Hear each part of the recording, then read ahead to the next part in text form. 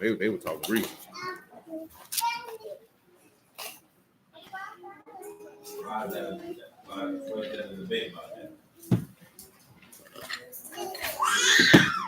One of the debate per se.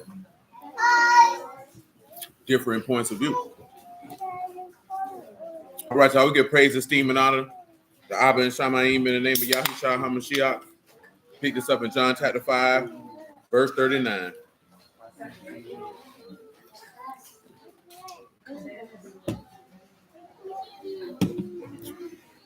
Search the scriptures, for in them you think you have eternal life.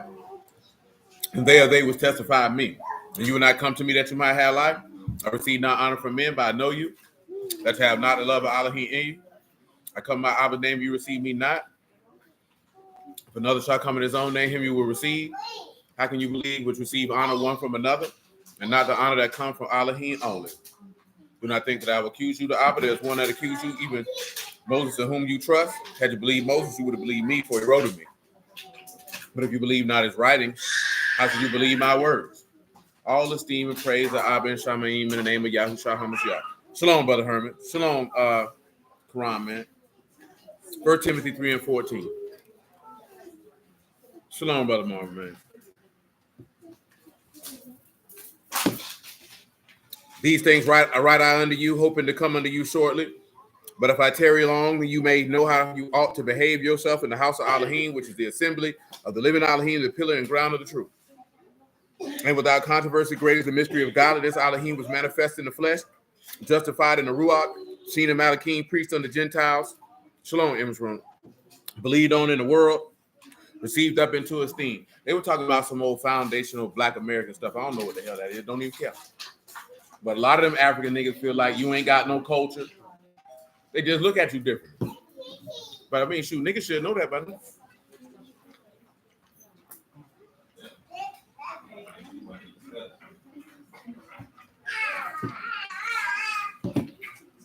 Shalom, Brother Joseph.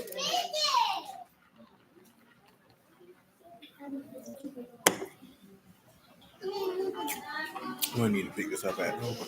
Oh yeah, Psalms 51 and 6.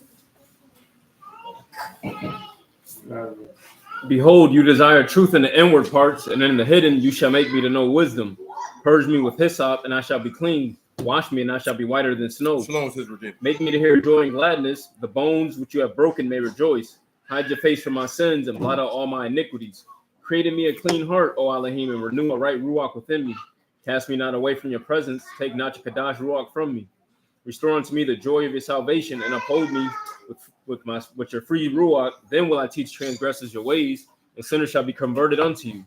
Deliver me from blood guiltiness. O Alahym, you Alahym of my salvation. My tongue shall sing aloud of your righteousness. O Yahuwah, open you my lips, and my mouth shall show forth your praise. For you desire not sacrifice, else would I give. Else I'd give it. You delight not in burnt offerings. The sacrifices of Alahym, a broken ruach, a broken and contrite heart, O Alahym, you will not despise. See, that go back to what we were looking at last night in Leviticus 6, but go ahead. Do good in your good pleasure unto Zion, build you the walls of Jerusalem. Then shall you be pleased with the sacrifices of righteousness, with burnt offerings and whole burnt offering. Then shall they offer bullocks upon your altar. Give me Leviticus 6 and 25.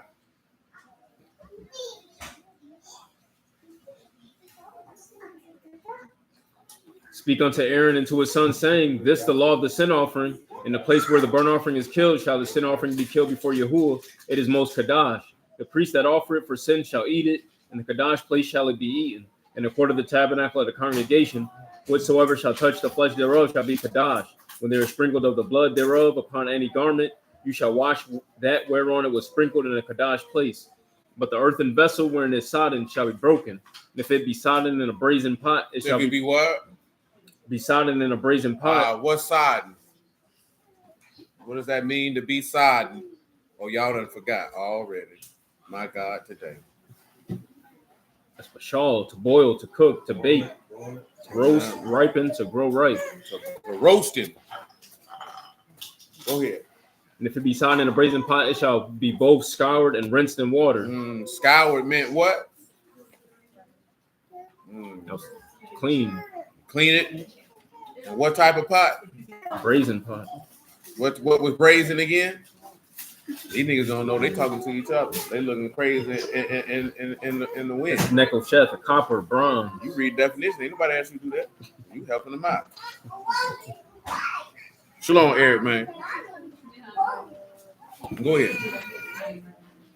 They say all the males among the priests shall eat thereof. It is most kadash, and no sin offering whereof of the blood is brought into the tabernacle of the congregation to reconcile, and the kadash shall be eaten. It shall be burnt in the fire. Back that up at verse 27 one more time, man. Say, whatsoever shall touch the flesh thereof shall be kadash.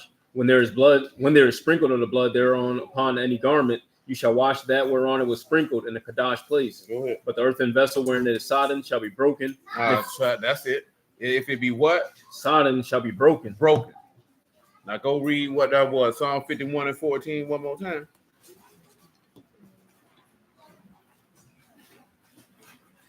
Say, deliver me from blood guiltiness, O Alahym, you Alahym of my salvation. My tongue. Oh, tell them what blood guiltness is. Why would David ask to be delivered from blood guiltness?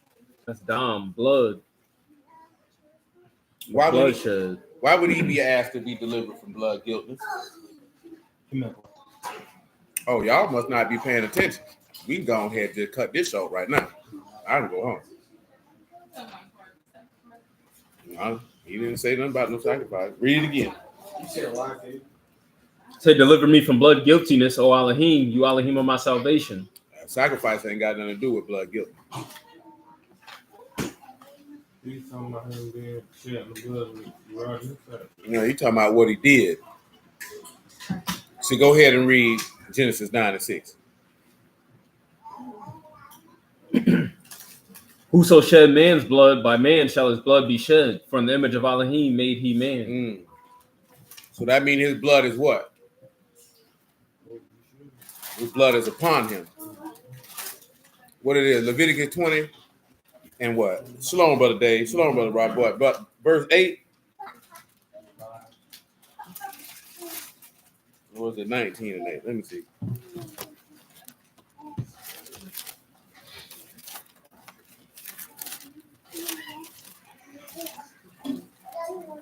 Yeah. 20 it is. It's 20 and 10. 20 and 10. Leviticus 20 and 10. And the man that commit adultery with man's wife, he that commit adultery with his neighbor's wife, the adulterer and the adulteress shall surely be put to death. His blood is on him. You read verse 11, he'll say it even plainer. And the man that lie with his father's wife had uncovered his father's nakedness. Both of them shall surely be put to death. Their blood upon them. All right, now read Psalms 51 and 14 one more time.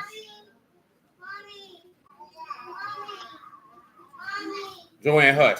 Deliver me from blood guiltiness, O Alahym, you Alahym of my salvation. My tongue shall sing aloud of your righteousness. Peace, Brother Omar. Go ahead. O Yahuwah, open you my lips, and my mouth shall show forth your praise.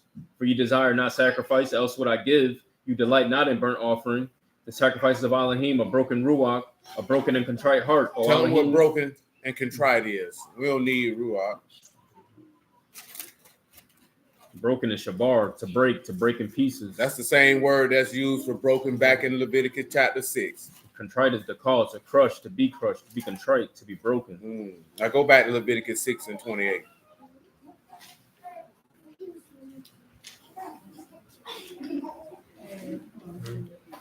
But the earthen vessel wherein it is sodden shall be broken. If it be sodden in a brazen pot, it shall be both scoured and rinsed in water. It said this earthen vessel has been broken. Shalom, Brother Ernest. Let's come over here to Matthew 26 and 36.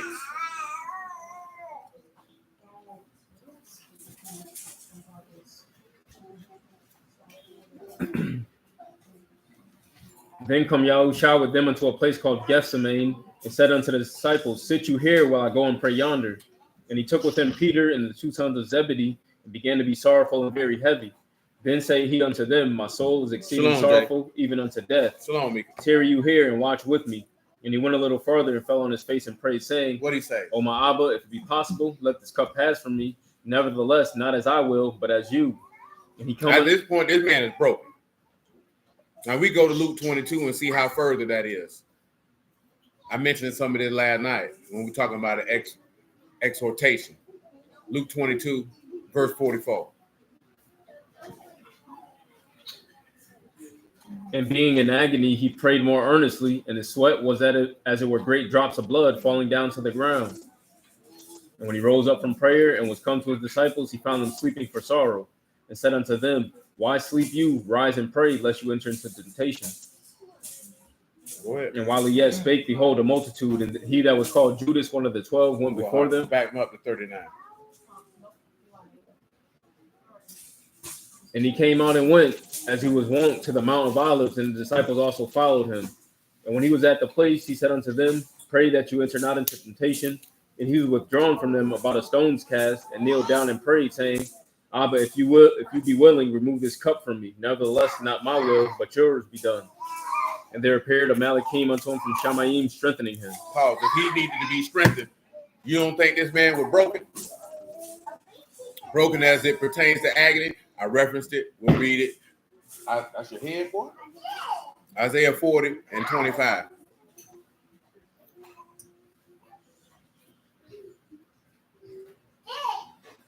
To whom then will you liken me, or shall I be equal, saith the Kadash one? Lift up your eyes on high, and behold, who have created these, that bring out their coast by number. He called them all by names, by the greatness of his might, for that he is strong in power, not one fail. Why say you, O Jacob, and speak, O Yasharal, my way is hid from Yahuwah, my judgment is passed over from my Alahym? Have you not known? Have you not heard? The everlasting Alahym, Yahuwah, the creator of the ends of the earth, faint not. He don't what? Faint not. Tell him what faint means, man.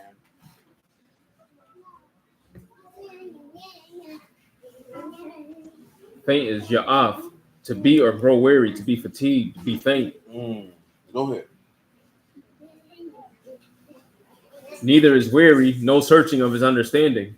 He give power to the faint. He give power to who? To the faint. And what else? And to them that have no might, he increased strength. He do what? Increased strength. Go ahead. Even the youth shall faint and be weary, and the young men shall utterly fall. But they that wait upon Yahuwah shall renew strength. They shall mount up with wings as eagles. They shall run and not be weary. They shall walk and not faint. Now give me Isaiah 66 and 5.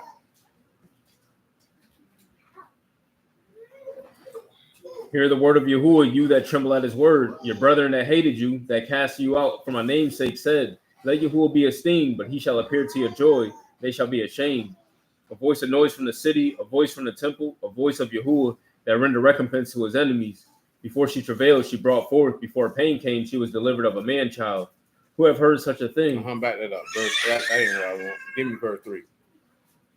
He that kill an ox, as if he slew a man. He that sacrifice a lamb, as if he cut off a dog's neck. He that offer an oblation, as if he offer swine's blood. He that burn incense, as if he baruched an idol. Yea, they have chosen their own ways. Their souls delight in their abominations. I also will choose their delusions and will bring their fears upon them. What up? Because when I called, none did answer. When I spake, they did not hear. And what up? But they did evil before my eyes, and chose in which I delighted not. Hear the word of Yahuwah, you that tremble at his word.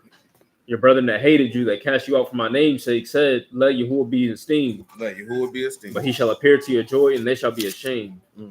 A voice of noise from the city, a voice from the temple, a voice of Yahuwah that render recompense to go to heaven. Isaiah 57 and 14.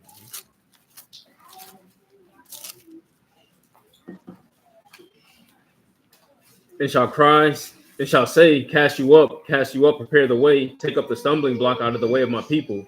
But thus saith the high and lofty one. Verse 2 we needed. Go ahead. Thus saith the high and lofty one that inhabit eternity, whose name Kadash. I dwell in the high and Kadash, with him also of a contrite and humble Ruach. To contrite and humble what? Ruach, to revive the Ruach of the humble. To revive the Ruach of the who? Of the humble. Tell them what contrite means one more time. It was Isaiah 66 and 2 that I need, but I'll read you verse 1. Thus saith Yahuwah, Shamayim my throne and earth my footstool. Where's the house that you built unto me? Where's the place of my rest? For all those have my hand made, and all those have been, saith Yahuwah, but to this will I look, a poor and of a contrite spirit, and tremble at my word. Go ahead. That's the car again. Again, that's what do you think? This is dust or contrite. Now, contrite means to be humble, but also you see in another place it means to be broken. So I want you to read the Epistle of James, chapter 4, and verse 1. From whence wars and fightings among you, not hence of your lust that war in your members. You wondering why you got wars going on in you? It's the lust in your body. You lust and have not. You kill and desire to have and cannot obtain. You fight in war, yet you have not because you ask not. You ask and receive not because you ask amiss, that you may consume upon your lust. Go ahead. You adulterers and adulteresses, No, know you're you not. that the friendship of the world is enmity with Alahym. Yeah, if you want to be a friend with the world, God hates you. Whosoever therefore will be a friend of the world is the enemy of Alahym. And ain't no in between. Tell them what world mean. There's no, you can't balance that line. You can't toe that line. You either in or you out. That's cosmos, an apt and harmonious arrangement of or constitution, order, or government, the world, the universe, the circle of the earth. Notice he said the constitutions of government, the order, rule, and structure of the present world that you dwell in. You can't be a friend of that. You can't be a part of that. You can't really be extremely attached to people who are attached to that. Because if they attach to it, then you going to be attached to it. It ain't no, oh, that's just my friend and I'm over here with it. No, that means whatever they doing, you co-signing it too. You know how you know this? Romans 1:25. This is getting to understand what the sacrifices of righteousness and the spiritual sacrifices are about. Romans 1:25. Listen what it says. Who changed the truth of Alahym into a lie and worshipped and served the creature more than the creator, who is Baruch forever. For this cause Alahym gave them up unto vile affections, for even their women did change their natural use into that which is against nature. Likewise also the men, leaving the natural use of the woman, burned in their lust one toward another, men with men working that which is unseemly, receiving in themselves that recompense of their error which was meet. And even as they did not like to retain Alahym in knowledge, Alahym gave them over to a reprobate mind. He rejected them to do those things which are not convenient. What are those things? Being filled with all unrighteousness. If you filled with all unrighteousness, which you know the law say, any unrighteousness is an abomination. Salute, Dave. Fornication. You like to participate in illicit sexual conduct. Wickedness. Hold on. So illicit sexual conduct is not just, oh, well, I'm married, I can't commit no fornication. Lying to me. You better go read Leviticus 20 all over again and enumerates everything that is contained under that. Fornication is just not having sex and you not married. I think I've told you that before. Some people think that's a switch. You want to know it's in your law. He details it. It's a multitude of things. Niggas is committing fornication if you have sex with your wife on her cycle. That is considered fornication. That's an illicit sexual activity. That's not an activity. Just for somebody who may not know, because I can be swift. You stay right where you at. When you look at all these things he mentioned in Leviticus chapter 20, one of the first things he went to mention was talking about don't fool with no gods and offering your kids off to Molech and turn after familiar spirits and wizards. But the next thing he told you was don't curse your father and mother. We read verse 10. He said don't commit adultery with another man's wife. See, adultery is separate from fornication, yet included in fornication at the same time. How do you know that? Because adultery is in the 10. You know what I'm talking about? And you read in Jeremiah, he said they all neighed after their neighbor's wife. Say niggas was lined up in troops at their neighbor's wife door.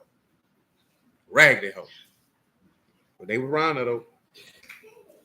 Around here laying with your mama or your stepmama. Yeah, I picked that. It said your wife, mama. I know you. They said man that lied with his father's wife. If a man that lied with his daughter-in-law, that ain't your blood, but you still wrong.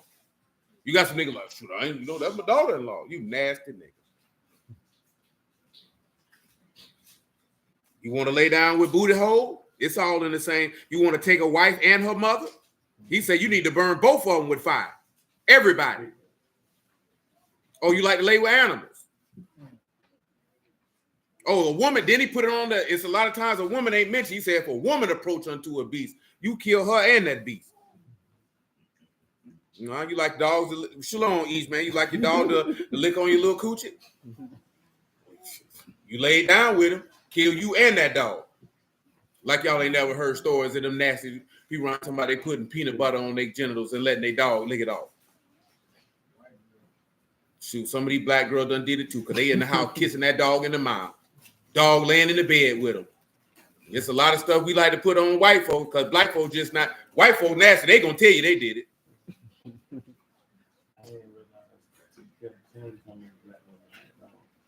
Oh, I already knew them chicks had dog. They ain't got no dude.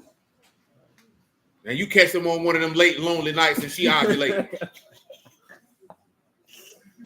She look at that dog telling you, come on over. It's the same, it's a tongue. Yeah. It's going down. You know what I'm talking about? Of course, I say it's just black women not going to put that out there. It took a long time for black folks to admit they let that dog lick them in the face. Dog laying in the bed with him. You right talking about that's my baby. That's not no damn baby. That's a dog. That's a dog. You ain't birthed that nigga. Because if that's your baby, you ought to be killed. Because that means you had sex with a dog.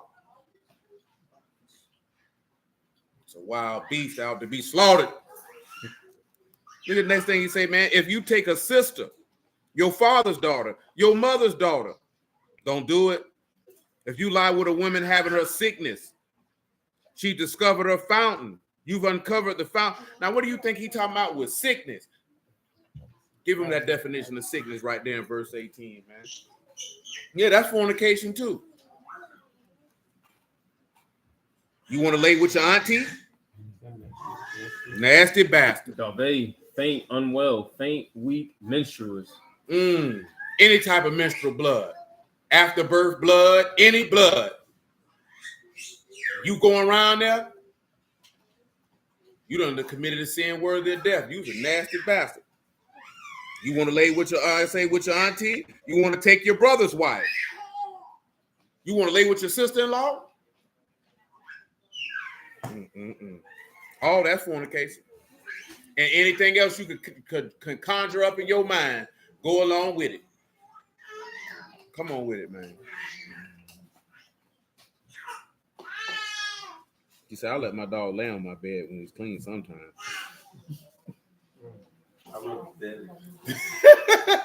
Hey, y'all bet I want that nigga in my house. Boy, every time a nigga go in somebody's house with a dog, boy, it dog hair everywhere. Boy, that's how we just moved. That lady had a German Shepherd. And she said, I work Monday through Friday, and I've been working on the other house what we moving into. Dog hair everywhere. She said, forgive me, it make it look like I don't keep. Her house wasn't dirty, but the dog been in there. And she ain't been in there. Yeah, you're going to have dog hair everywhere because you got to clean dog hair up consistently. She had a German Shepherd. Big dog, you got to clean like big dog. Yeah, she had a German Shepherd.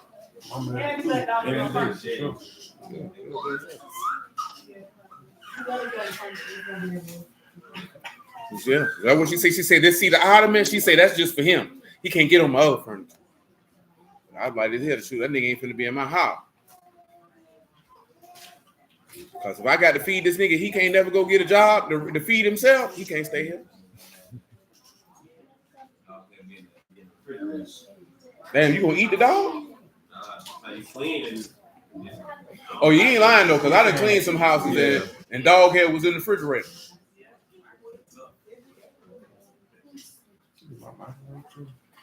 I done seen that. I'm like, nasty bastard. And you know the ugly part about dog hair? You could clean through that house and thought you got all the dog hair and come back and there's still more dog hair in that hole. Because boy, I cleaned the house. I took a vacuum through that hole for the dog hair and came back and it was still dog hair in that hole. That junk had, because it make it look like you ain't cleaned it. Man, I'm talking about nigga mop the floor. She said, we got to mop it again. It still smell like dog in there. I said, Lord have mercy. I see why the people don't want you to have no dog in their house. Tough smell to get rid of. Oh, yeah, they finna tax it. That old funky, nasty beast. Want that in here?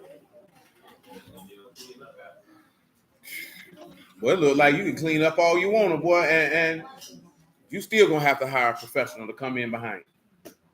Like I said, you got one of them old dogs you can carry in the purse, but most people, they got dogs. Multiple dogs, too. In the house. Running around. That's where all the hair be at, on the baseboard.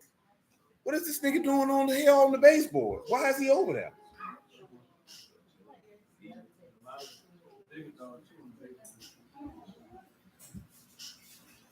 Nigga here living with a savage brute beast.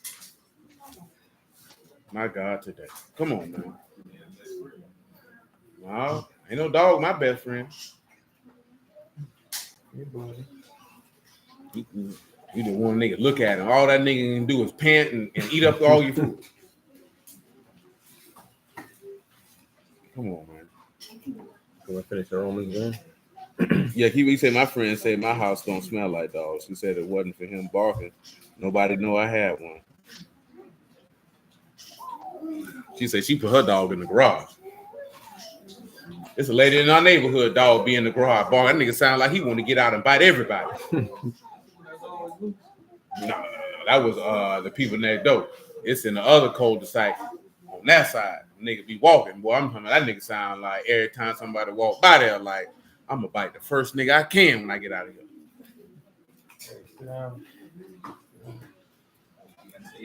You know what house I'm talking about, boo? The house on that cul-de-sac all the way in the back.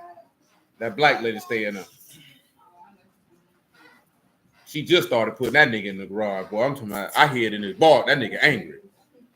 She keep it cracked. That's how you can hear it. It ain't abuse. It's a cage. And then clearly she ain't always keep him in there. So that means he lost his house privileges. Because she ain't got no small dog. She got a beast. And they ain't got no fence around their house. So where else that nigga gonna go? Nah, man, you saying that because you got a small dog. That lady got a dog. Nigga got a dog, nigga.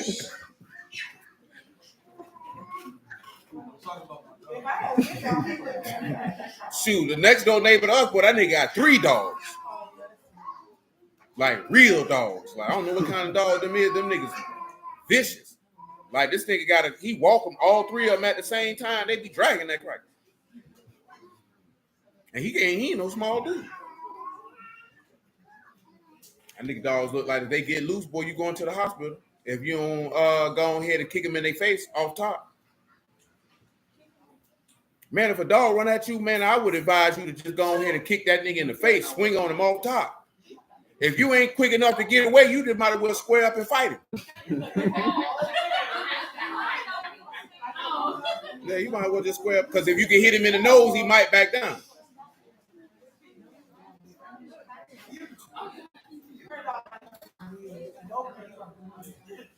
I mean, if you can't get away from the dog, you got a better chance to go ahead and fight him. Yeah, seriously, I ain't being funny. Like, you might well go ahead and fight him. Yeah, that's what they say. Till you get bit.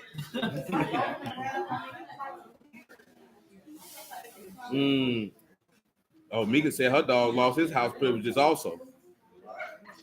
She said you got to cut his airway and let go if they bite. Well, that's what the trainer said. Most people ain't swift enough to grab that nigga and choke him out. Huh?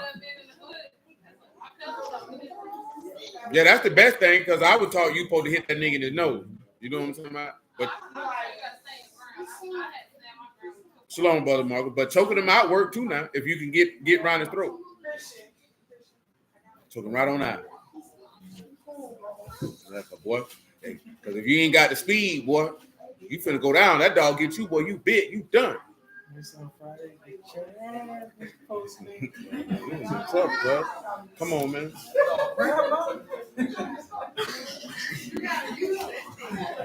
You been at wrestling summer camp? Know what that say?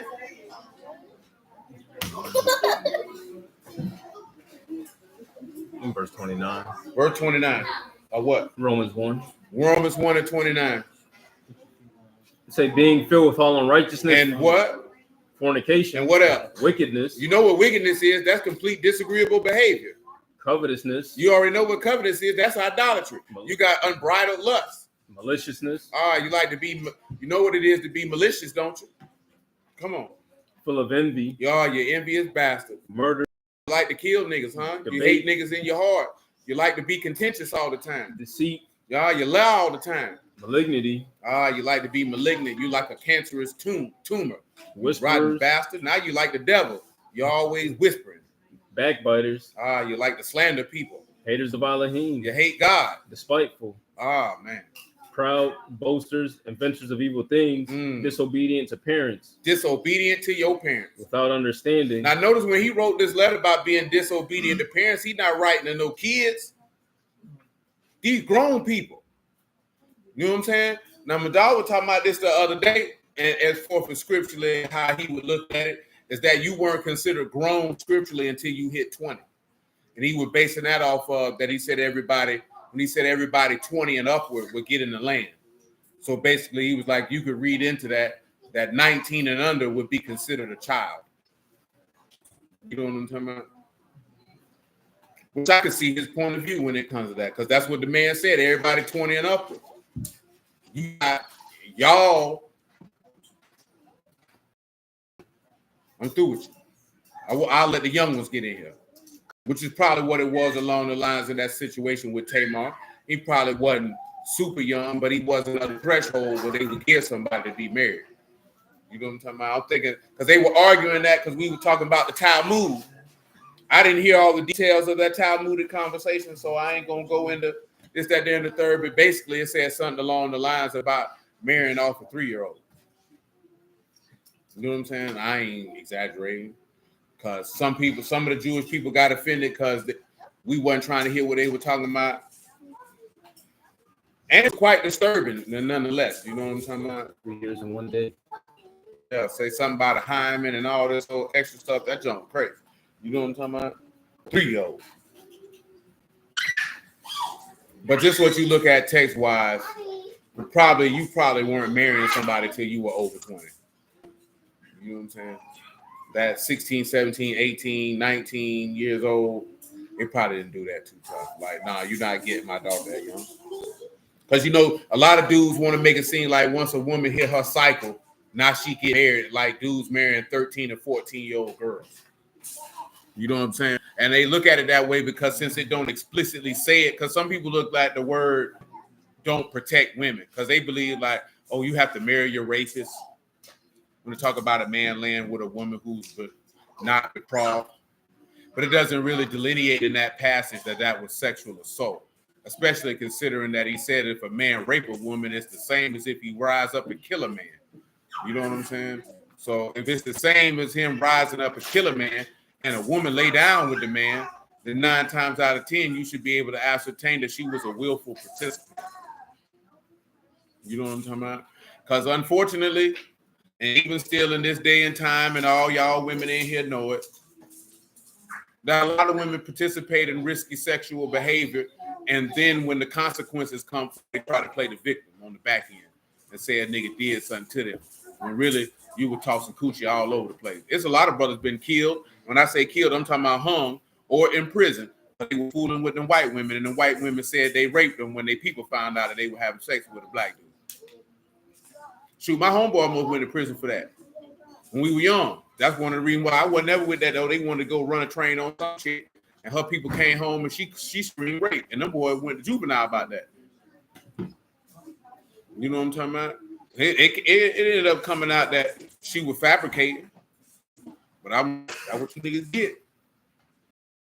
Because now because you don't want nobody to know you a whore. And then you know what it makes that bad for? Women who that actually happened to. Because you playing games.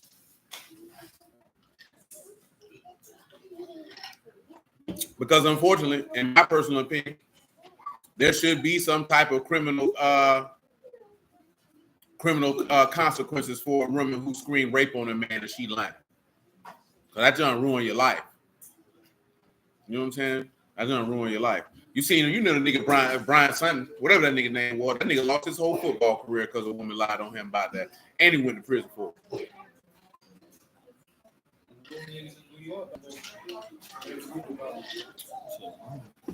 I can't remember. Yeah, them boy went to prison about that. Because somebody lied. Some of that junk was the police made them niggas confess. That's why you don't never talk to the police. I'm talking about if a nigga broke in your house and you killed them dead, I still wouldn't talk to the police. I talk to the police through my lawyer. I'm not talking to you. Because you know why? Because most of y'all don't even know how to conduct yourself and that high stress interrogation thing, and you could say the wrong thing and screw yourself. So it's better just, I'll let my lawyer talk to you. I don't have to talk to you. I don't want to talk to you. And it ain't no I got nothing to hide or I'm scared of going to jail. I'm just letting you know that it's in my best interest for my attorney to discuss it. Let him handle that. Because you know what's going to happen if people go to putting pressure on you in there, and you'll start telling them you killed John F. Kennedy and you wasn't even born yet. Especially when you're young, you get under pressure. You ain't going to know what to do. Everybody think they tough till they get in that interrogation room. If you ain't built like that, you don't know what to do. Nigga tell on it. They tell on the Lord. They tell on their kid. They tell on everybody. Man, the people go to laying stuff in your face, talking about we going to get, you know, you can get 20, 15, 30 years. They go to tell it. That boy said that's why he's still scared of white women to this day. It's just the reality of this country, though, because they can do that. They can still do that to you now, and you got a problem. Now, it happened in reverse like a few years back at Duke when that black girl said them lacrosse boys did that to her and she was lying. And they'll never come back around and vindicate you for that. They never do. So, you know, you got to carry yourself accordingly and don't put yourself in those situations for nobody to do you like that. And you ain't got to worry about it. That's why you notice they said in America some powerful men didn't even want to do meetings or be in the rooms alone with a woman because they ain't even want the chance of her screaming that he did something to her. Because depending on your position in life, if somebody accuse you of that, your career over. They're not going to find out if she's telling the truth. You're going to get fired. You're going to lose everything you got. And no matter if you didn't do it or not, you'll always be known as the sexual abuse guy. I know they taught you that at UPS, didn't they? You had to go around and tell your employees about the sexual harassment policy, didn't you? Boy, you was harassing people? You walked up into him, it's better to shit with Brown? That would have been a hell of a lie to tell the nigga, boy. You would have lost your job, but it'd have been funny, though. Go ahead. You're part of the union, man. Come on, man. Ain't that's what they slogan is? Something like that. I think it's something with Brown.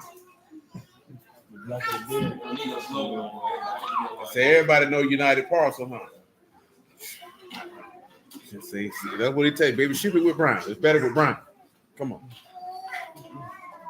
Without understanding, covenant breakers, without natural affection, implacable, unmerciful, who knowing the judgment of Alahym, that they which commit such things are worthy of death. Worthy of death. Not only do the same, but they do the same, but you can't even take pleasure in people who do that. Whatever. That's to be pleased together with, to approve together, to please at the same time with. You approve it. To agree, to applaud. You applaud it. Look here, right? How many women y'all know say they believe in Jesus, but they hang with and support sissies? You going to hell with that sissy. Because you approving what he doing. You want to hang with the tranny? You going to hell with the tranny. You a nigga, you know that nigga like to sleep with men's wives, and you going to hell with him. You stamp it. Can't stamp it.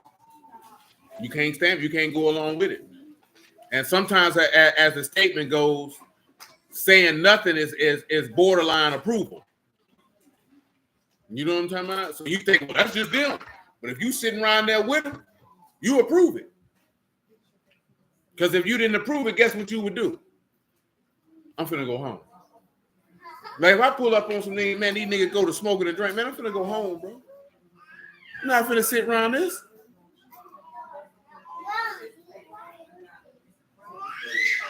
Yeah, you sitting right there with it, you stamping it.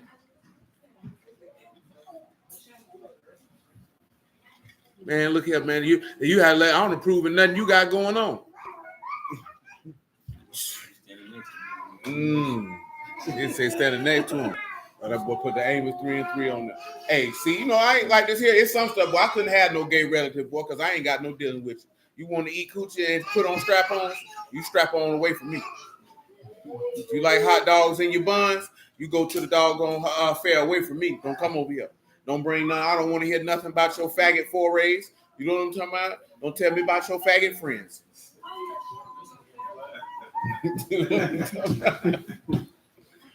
It don't nah, this video ain't for kids, so it don't matter. It was always ain't for kids. That's why I was wondering why they came glad the video talking about we gonna have to put this for adults only. I never put the for kids disclaimer on there to begin with. Nah, it's certain other stuff like you can't use it in the mini player if it's for kids and stuff like that, man. You can't do all that. I ain't got no sibling. Yeah, man, I think you suck dick over there. Just stay there away from me.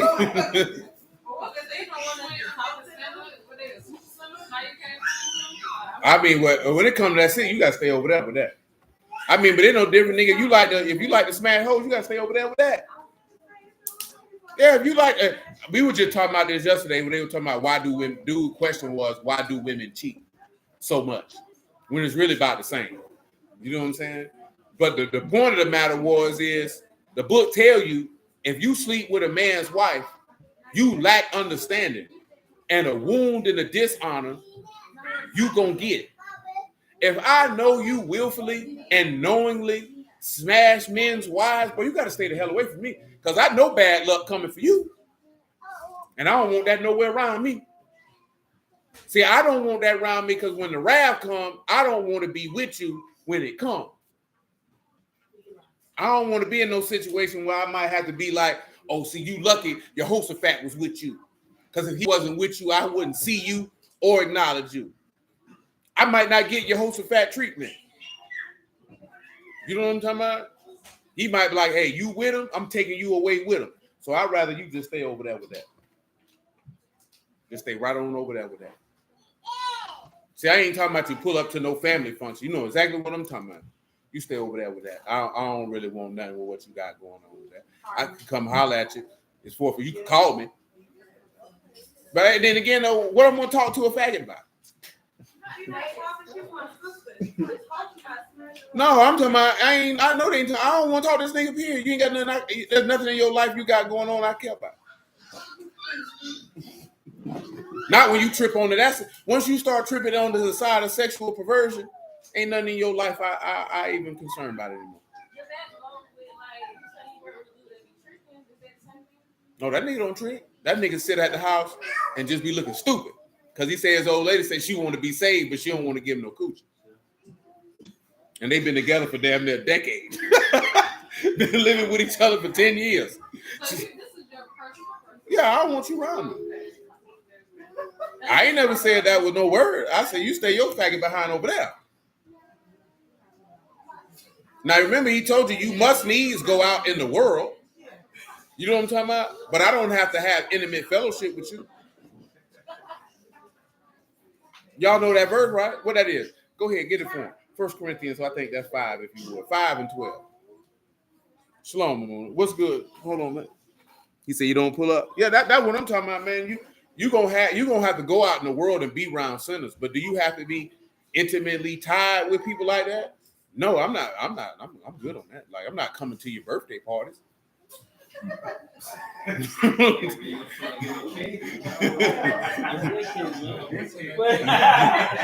you know, you turn. That's manipulation. Woo! You know what I'm saying? I don't want to come to none of your events or nothing like that. I don't want to sit down and eat dinner with you. I ain't got to eat with him. Well, I'm going to let Paul tell it to you. 1 Corinthians 5. Give him 6, though. 1 Corinthians 5 and 6. So your esteeming is not good. Know you not that a little leaven the whole lump. Your esteeming is not what? It's not good. What is not? Not good. A little leaven. Leaven the whole lump. Listen to him. Purge out therefore the old leaven. And make yourself a what? That you may be a new lump. That you are unleavened. For even Mashiach, our Passover is sacrificed for us. You on what? Unleavened. You on what? Unleavened. Say, therefore, let us keep the feast, not with old leaven, neither with the leaven of malice and wickedness, but with the unleavened of sincerity and truth. You supposed to serve that man in perfection of faith. Listen what he say. I wrote unto you in an epistle not to company with fornicators. He said, I wrote in you an epistle not to do what? Company with fornicators. Not to do what? Company with fornicators. What else? Yet not altogether with the fornicators of this world, or with the covetous, or extortioners, or with idolaters. He will write them, don't come. He said, tell them what company means.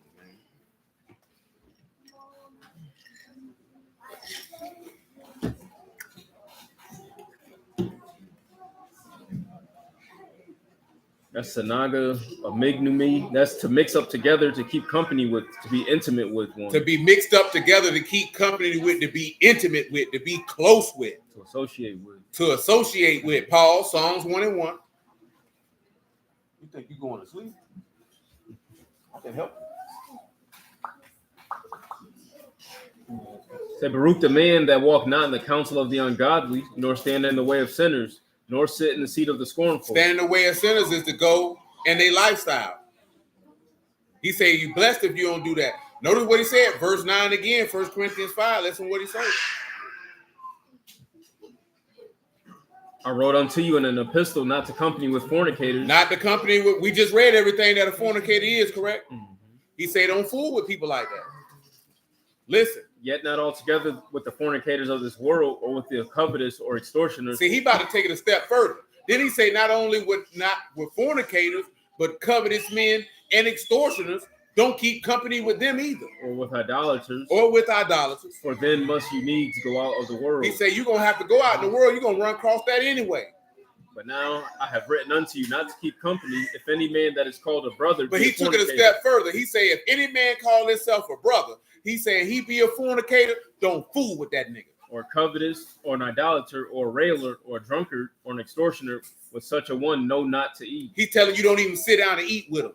You think he talking about a feast day? He talking about don't go to their house and eat with them. Shoot, don't go out to dinner and eat with them. He said don't even fool with them. Why? Because evil communications corrupt good manners. That's why he telling them that. And if you've been made a new lump and unleavened in the Mashiach, why is you round now? That's all he telling them. That's where I get my point of view from. I'm not sitting down. I'm not going nowhere with you like that. Because you on a different type of time. What if you go somewhere with this nigga, next thing you know, there's some holes in his house? If you see him, point them out. But listen, though. All jokes aside, though, when you fooling with certain type of people, sometimes, man, they won't even have no regard of what type of time you want to get you mixed up in what they got going on because they not thinking about, they're not thinking about that. It's not necessarily a personal slight to you, but this just how they live. So then they used to being around people who live like how they live. So they just function in how they normally function. Now, it's different if a nigga just purposely say, I know you serve God, but I got some hoes coming around. That nigga, that's just disrespect. You know what I'm saying? But just in general, most people who live contrary to how we live, they don't purposely bring that stuff around you thinking, I'm finna cause you to slip up. You know what I'm saying? You got to be an extra wicked person to willfully want to tempt somebody to fall. You know, Proverbs say that. If you try to cause somebody to slip, you're going to fall in the same trap that you prepared for them. That's a different type of wickedness. That's next level wickedness to for lack of a better term. But for the most part, they not intentionally saying, I'm going to get Kalisha to sin today. They sin all the time. So in their mind, this is just life. It's not let me make you fall today. But you would have to know, oh no, I can't be fooled up with you like that. You know what I'm saying? This ain't no, don't go see your people, this, that, and the third. You got to know what your people are privy to and what you subjecting yourself to. And if you say you a new lump and this man is instructed, man, don't even sit down and eat with these people. Mainly because, of course, you know, especially in ancient times, they were riotous eaters. Meaning that when these people sat down to eat, boy, they got busy.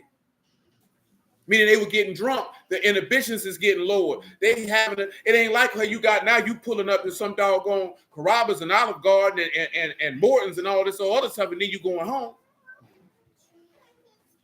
Because most time there wasn't no restaurants in ancient civilization. You at somebody's house. They pulling out the wine. Next thing you know, it's sisters in there. It's whores in there. And guess what happens? somebody who weak in the faith walk by and see you in there with them. Now you done overthrew the faith of this nigga because you in there with the sisters. But that's my brother. I was just coming for the wings. Honey mustard. You know what I'm talking about?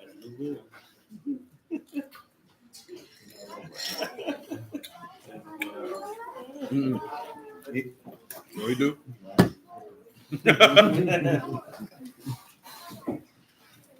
Now how it happened. That's why the book say to abstain from all appearance of evil. Yeah, abstaining from all appearance, and because and guess what? Should you be judged for another man's conscience, as Paul put it? No, but you also have to take into account your brother, and you can't take into account your brother if he just fellowship with you. You know what I'm saying? Now, most of y'all don't walk around with a banner saying "I serve God," but you would need to be cognizant of who you around and where you at. That boy said ancient Diddy party. I'm gonna be honest with you. I'm gonna be real with you, so Diddy ain't got nothing on what they were doing during the time of Bacchus. Diddy wish he could get off like Bacchus. He wish he could. That boy ain't lying though. That's a good way to put it. So you gotta tell Bacchus no. Can't even show up to the Bacchus party. Listen to his name. See what's gonna happen to you. You know what I'm talking about? Don't go around there. Nah, but in all seriousness though, you have to be careful who you. Now notice the type of people he named idolaters. That means these are, look here, man, most people are idolaters, but he also talking about people who openly worship idols. They make this known. You can't be going around eating with them. You can't be going around eating with no fornicator, man, or no covetous person, because people are going to associate you with that, and you have to be sanctified. This is technically is what a spiritual sacrifice is, because you have to sit back and look at it. There's going to come a time, boy, I don't care how closely tied you is, boy, you're going to have to make a decision. Who or them? Because the world ain't going to keep going like it's been going. Now, whether we be alive for that time period, only the Lord knows, but you're going to have to make a decision. And a lot of niggas going to go to hell because you're not going to forsake your people. But your people going to forsake you, because if it come down to them going to jail for the, I've been telling you this for years. If it come down to them going to jail for the Lord, or you dying, you dying. Because they're not going to die for you, because they don't believe in that. They don't trust in that. They don't care nothing about that. Because I'm be honest with you, man, it's very few people on this earth that'll sacrifice their life for you. Very few. I'm talking about very few. And depending on your parents' age, boy, most of them going to be like, shoot, nigga, you on your own, baby. And when I say that, I'm talking about violent deaths. Dying is one thing, but you talking about being violently slaughtered or tortured, most people going to tell. Most people going to tell. Most people going to, these niggas telling for going to jail for crimes they know they doing. So what you think a nigga who ain't never been to jail going to do for some word? These niggas telling on niggas and you was a part of the murder. You was a part of the robbery. You was a part of the scam.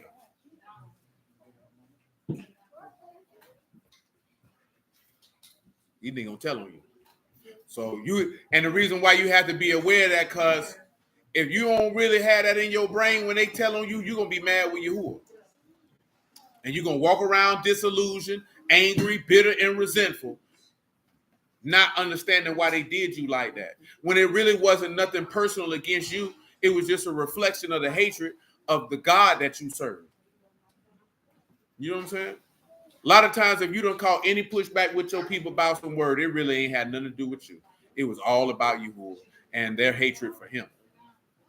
And then you have to realize that if your people gave you pushback about the word, man, I don't care how much you think they like you, boy, them niggas don't fool with you like that.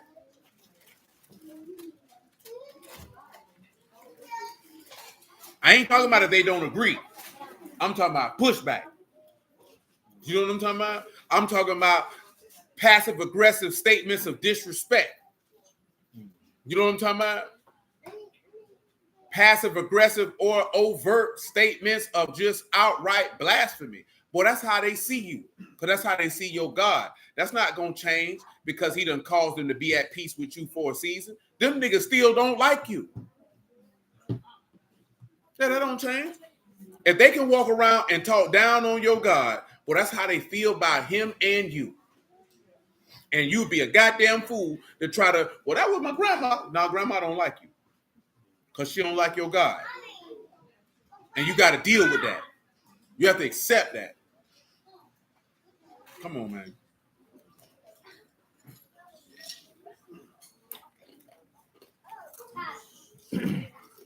Where you at? 1 Corinthians 5:12. Go ahead. It say, for what have I to do to judge them also that are without? Do not you judge them that are within? He said, I ain't got to judge them without, they already judged. But them that are without Alahym judge. Therefore put away from among yourselves that wicked person. Now, his main point was to tell you, stop fooling with people you know in the assembly, live it like that. This is how you're supposed to behave yourself in the house of God, and you know that's in the law. We ain't got to go in that. And guess what? You can't be one of them people, not my husband, not my wife, you going to hell. Because guess what? If your husband out of pocket, you ain't supposed to just jump and defend him. That's not what the word tell you to do. And it don't tell you just to jump and defend your wife. What if you jump out there and they wrong? You ain't got no evidence. You ain't got no nothing. The word don't say, oh, you even if 2-3 witnesses come, you supposed to believe your children and spouse anyway. No, that's not what it say. Because it's supposed to be no respecter of persons. So it don't matter. And more importantly, if you didn't see it and you didn't hear it, you ought to hold your peace and don't say nothing. Just let the, as they say on television, just let the judicial process play out. Because you can mess around and bring sin on yourself. I understand the sentiment. That's my husband. That's my cow. That's my wife. You know what I'm saying? But you can wife your way to him. Because you could be following around a multitude to do evil. Or you could raise a false report. And you have to remember your allegiance is to Yahuwah first. So slow down and execute proper judgment. Because what did the book say? John 7:24.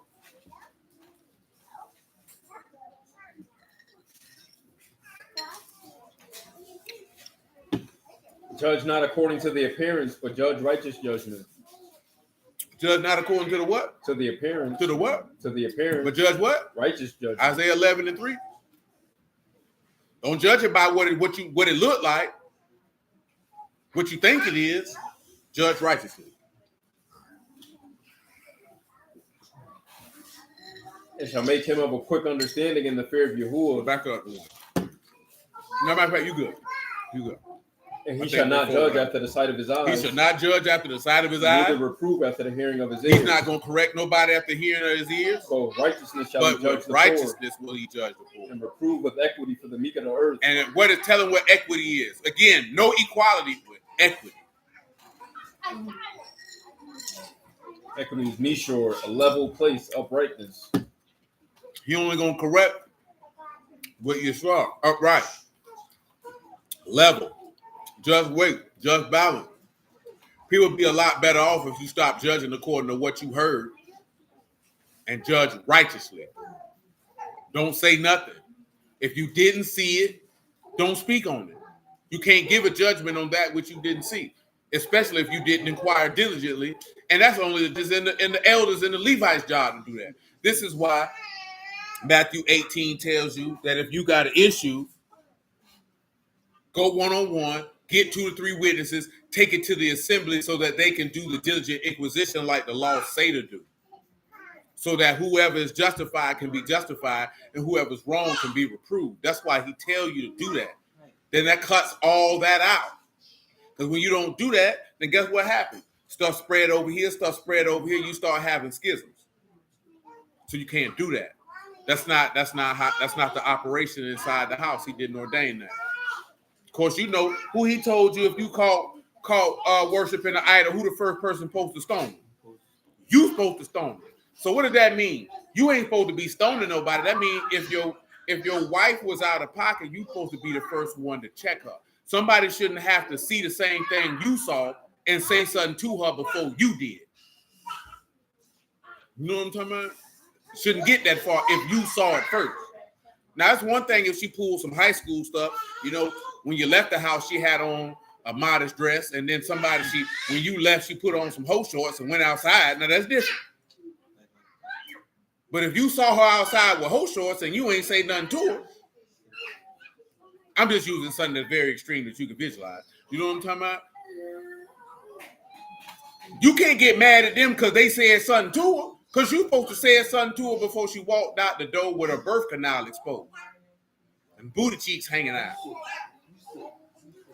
You supposed to say something because you saw it first. So as far as Yahuwah is concerned, if you saw it and didn't say nothing, then you would be in the same boat like Eli. You stepping that. You saw your sons doing X, Y, Z, and you didn't restrain them. So as far as Yahuwah is concerned, since you the one in authority and you saw it and you didn't stop it, you agree with it, you just as guilty as them. Because you didn't stop it. You know what I'm saying? That's how he sees it. It's different if you don't know, but if you know it and you ain't said nothing, that's different if you done said something and they just keep doing it, then you have to move accordingly. But if you saw it and you were like, shoot, you look nice, and you just slide up, that's her. What I mentioned is you can't have that attitude. That's your soul. And just keep on moving. Because that's what most people do. That's what I'm really referring to. Most people look at it, that's you, so what can I do? What I can do is I can go in the room, I can open up the closet and see if there's some luggage in there. Put all your unmentionables and whatever's valuable to you in there. Zip it up, put it on the front door. Because you can't live here. You know what I'm saying? And if it was your husband, and that if he was so flagrantly disobedient to you, then you should leave. You know what I'm talking about? That doesn't mean you go leave to go marry somebody else. Because what does it say? If you be pleased to dwell, to stay. But you not called to bondage if this person just wants to be ungodly and extremely disobedient to Yahuwah. You ain't just got to stay there. Like if you come home and this nigga want to have orgies in the house, you don't have to stay there. He come home, you come home, this nigga smoking crack, snorting Molly in the back, getting drunk all day. You don't have to stay there. You be like, I'm gonna go serve the Lord somewhere else. Because a lot of people tell y'all gotta stay there. Or you don't have to stay there. You can't marry nobody else, but you ain't gotta stay there. If that make you uncomfortable, you can leave. I would recommend it if you came home and your husband was smoking crack. I wouldn't recommend for you to stay. Because he gonna sell you and everything you got. You know what I'm talking about? And you don't want that. He said, in that instance where your spouse is out of pocket, how should you reprove them without sound? Well, you only would sound self-righteous if you talking down on them or referencing how good you are. You know what I'm saying? If you got to tell your spouse how godly you is, you got to tell her, I'm a godly man. You can't be doing all. We already know you sour as hell. But it's like what we talked about last night. Reproof without instruction is cruelty. So if you love your old lady and she out of pocket, then you would take the time to show her why this behavior is not acceptable. And you got to do all that screaming and hollering and all that old extra stuff, man. Sit down and drink some water. Take a dip in the pool. Get your bearings together. You're emotional right now. And you can't, I'm being serious, you can't correct or instruct anybody when you're emotional. You know what I'm saying? That's what the Jew just told me when he was like, I told him you can only be manipulated if you move by your emotions. Everybody's moved by their emotions. Nigga, speak for yourself. You know what I'm talking about? Any of y'all in here moved by your emotions? I know you is. You know you is. You look like you get moved by your emotions, get a tall glass of Kool-Aid. Doris, you move by your emotions?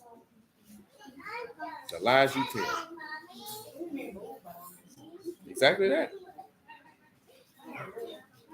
You react based off how you feeling. You can interact with people based off how you feeling. Or you make decisions based off how you feeling. You know what I'm saying? I was just messing with y'all. I don't know if you do or you don't. But yeah, I'm like, yeah, as a man, you can't move off your emotions. You're gonna make a life. I know people who have made lifelong, life-altering decisions off how they felt in a moment. You're not even gonna feel like that forever. So how you moving off that? And this nigga got offended. I tell him, I don't do that. I ain't never had a nigga block a nigga and nigga ain't cuss you out. I said, this nigga's upset. But guess what? He just showed what he did. He moved off of emotions, and he gonna try to tell, and he'll tell somebody that he did the manly thing because I'm protecting my peace. You a hoe. See, I wish you could do that on Facebook sometimes, man. If you could just play background music when you comment, because that's what I would have played for him when he read it, that he could hear. That you's a hoe. You know what I'm saying? Well, we could do that on here, on Clubhouse. Yeah, you go find my space. Maybe it's in your space in your room. Well, Clubhouse is an audio app. That's why you can do that. Like if somebody's talking, you have Club Deck or something, you can play a song to speak to, use a hoe. I know that you's a hoe. You do hoe activities, the hoe tendencies. I'm gonna say hoes are your friends. Hoes are your enemies. Woo! Come on, Ziggy.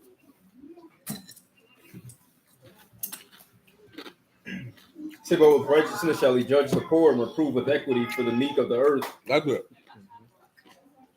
I was in my room and they were explaining Yahoo Shah didn't say divorce is wrong, but saying without a bill of divorcement is still a man's wife and was referencing to.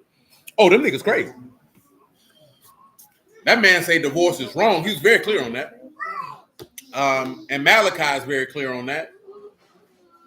That man say save for the cause of fornication. You can't put away your wife because you don't like her no more. You know what I'm saying?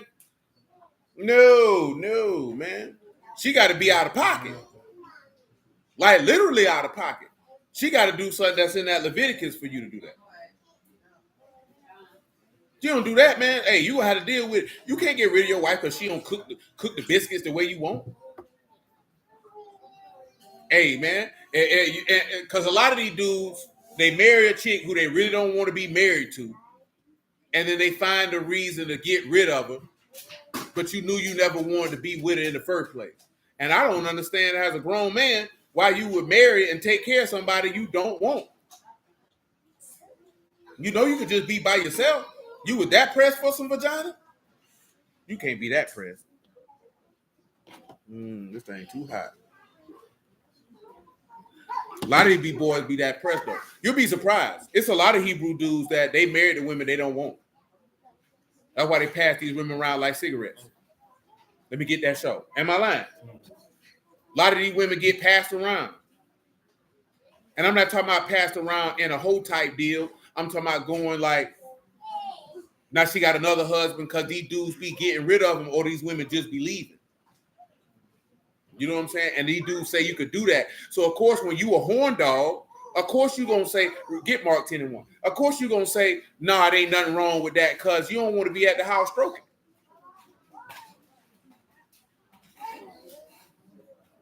Saying he arose from thence and come into the coast of Judea by the farther side of Jordan, and the people resort unto him again. And as he was wont, he taught them again. Hold on. See, listen, right? This is terrible. And I ain't even all the way on what I want to be on this afternoon. She said they were stamping it saying to keep domestic violence down, it's better to divorce. Listen, to keep domestic violence down, it's telling you that this nigga's married to a woman he don't want. Or a woman he had no business being with. To keep domestic violence down, I don't think y'all understand how bad that sounds. So to stop me from beating her up, let me divorce her. If you got to beat her up, guess what that means you married? A contentious, rebellious woman from the start. Because why is you with a woman you got to put your hands on? If I had to think if I felt the urge that, I hit this hoe, I'm not finna be with her. I don't want to be with nobody I got to beat her up. That's insane. That's terrible. And guess what? I bet you most of the men who were saying that teach people the word. I'm gonna tell you right now, man. I'm telling you ladies right now, man. I'm talking about, boy, if that nigga got to look in his eye like he gonna hit you, baby, leave him alone. Y'all know what I'm talking about. That nigga get it. You can see that like, oh, this nigga's crazy. Leave him alone. Don't go no further. He said, if you weren't pleased with her or didn't like her, you hate her and end up DV. See, you with a woman you don't want. See, this is what happened. It's like the situation with Tamar and her brother. See, when he knocked her down, he hated her afterwards, didn't he? See, that's what these niggas at. Y'all was lusting after them women. Now you done laid with her. Now you hate her, but you're married to her. So now because you hate her, you want to beat her up. That's insane. That is insane. That's whole nigga activity, man. Ain't even no way around that. I don't respect, and I would have told every one of them niggas that till they face. All you niggas hoes. Cause a real nigga ain't even finna be with no. Why is you with a woman who would push you to the point you feel like you need to beat her up? That mean you was a pussy nigga. Man, she said that nigga said if you weren't pleased with her or didn't like her and you hate her, it end up domestic violence. So to keep domestic violence down, it's better to divorce. That means this is a bunch of simps and suckers, tricks and busters who are wifing incorrigible women, disciplinary problems, if you will. And then you're shocked when she shows you the type of woman that she is because you only got married because you wanted some vagina. You know what I'm talking about? But I was raised long before I was in the word. If you have to put your hands on a woman, you don't need to be with her.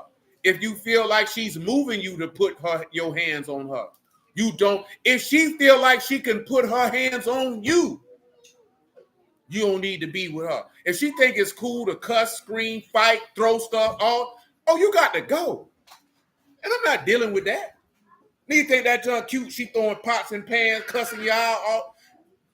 Woman called me out my name one time, we done. Especially if I ain't never called you out yours. I can't take you seriously after that. I know you're not a lady. Why would I want children with a woman who would talk to me like that? That means you'll talk to my children like that. I'm good. I know if you'll try me like that, putting your hands on me, being rude and disrespectful like that, you'll do that to my offspring. So I got to protect them before they even made. No, absolutely not. No, absolutely not. You know what I'm talking about? Oh, absolutely not. Man, absolutely not. He said it could be as simple as she didn't cook. What do you nigga beating up because you ain't like the meatloaf?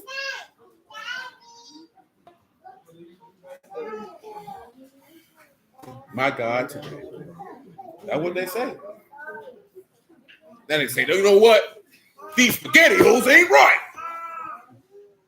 Yeah, y'all. But see, y'all got to see later. You got to pay attention with that type of stuff and don't be thinking with your coochie.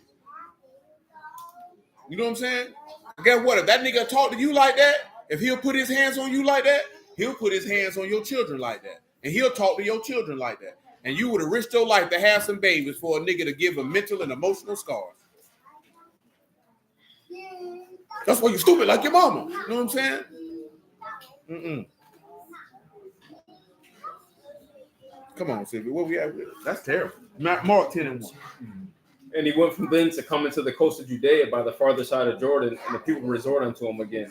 And as he was wont, he taught them again. And the Pharisees came to him and asked, Is it lawful for a man to put away wife? Tempting him. And he answered and said, Notice what he said. They were what? Tempting him. So they were trying him. They wanted to see what he was going to say. What did he say? And he answered unto them, What did Moses command? He said, what? See, he hit him with the spoon. What did the book say? They said Moses suffered to write a bill of divorcement. He let us do that. And to put away. You know what he said? Do you know what your law say? The only thing you could put her away for? If you found some uncleanliness in her. You know what uncleanliness mean by definition? Nude or improper behavior. What's the improper behavior you would have caught her up in? She around here being a freak. A common freak. You don't know where that comes from. That's what that nigga told him. He said, man, you common freak. And he said, it's a naked linebacker in our shower. You ever had a naked linebacker in your shower? Oh, that means Monique ain't never been in your shower then. Because that was the naked linebacker. Yeah, that was the naked linebacker. Go ahead. She was big back then. And Yahushua answered and said unto them, For the hardness of your heart, he wrote you this precept. But from the beginning of the creation of Alahym, it was male and female. It was made in what? Male and female. That's Genesis 1:26. Y'all know that. Come on. For this cause shall a man leave his father and mother. That's Genesis 2 and 21. Y'all know that. And they twain shall be one flesh. So then they are no more twain, but one flesh. You know what Malachi say? He said that I might have a godly seed. Did he not make one? Go ahead. What therefore Alahym joined together, let no man put asunder. So the intent is that he don't want people to, like, you have to, when you look at it in the godly sense, did Yasharal commit adultery? And he put him away. But in the framework of heaven, what did he still do? Devise the means to bring his banish to him. If you look at the heavenly framework, these niggas weren't looking at no heavenly framework, but they looking like, I want to get rid of her and get a new one. I want to get rid of her and get a new one. I want to get rid of her and get a new one. In turn, guess what that's doing to the women? Land gonna be defiled. You know what I'm saying? Because guess what? She can't never come back to you. Man, look how many dudes out here, man, they done remarried their ex-wife and she done been with another dude. Land defiled. Man, you can't get your old lady back and she done been with another nigga. That's over with. You ain't supposed to do that any goddamn way. Well, I'm talking about without the word. You supposed to have enough comment. And she done went and played with another wee after she left from you. That's not the same woman she wore when she left from you. You gonna get back with her 5 years later, man. You out your rabbit mind. No, you can't do that. But you know, your law tell you that not to do that. Hold on. I think this stuff is similar to what you said yesterday by having it. Indeed it is. Yeah, he about to read it. Go ahead. And then the house his disciples asked him again of the same, and he said unto them, whosoever shall put away his wife and marry another commit adultery against her. And if a woman shall put away her husband and be married to another, she commit adultery. Well, that's in Matthew, Quran. Yeah, you can't do that, man. That's what these boys be on. Man, these Israelite niggas wicked as hell. I'm talking about they wicked as hell, man. You got some dudes on here that had 6, 7 wives. Not at one time either. And it's always the Eves, the black woman, she's terrible. Nigga, you the one that had all them wives. Nigga, it's you. See, that's why David had issues with Saul's daughter, because when he came back, she was with another man. So did. See, read Deuteronomy 24 and 1, so you can hear that part. Yeah, you can't. Once you get rid of your old lady, man, and she go be with another dude, you can't take her back.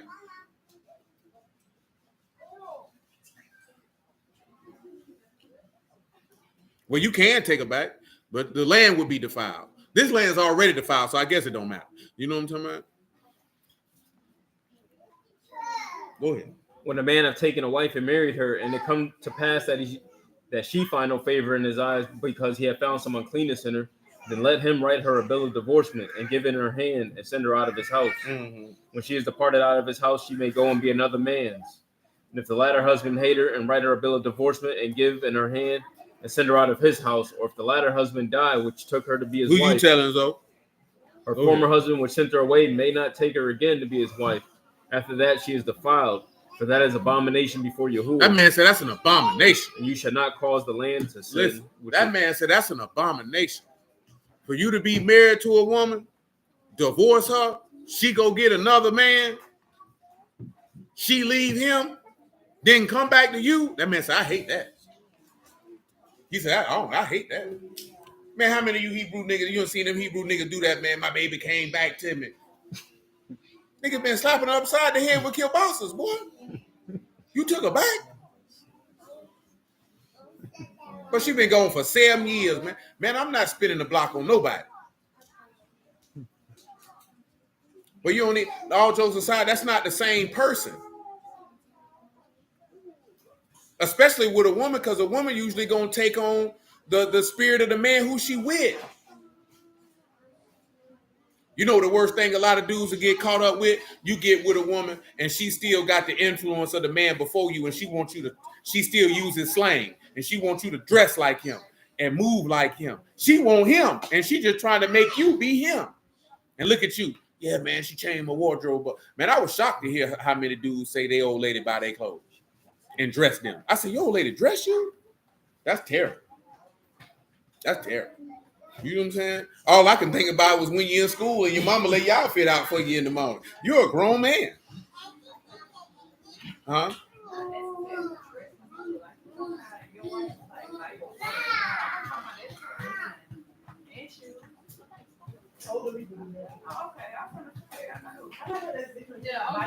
Yeah, old niggas do that. These niggas in their 30s and 40s.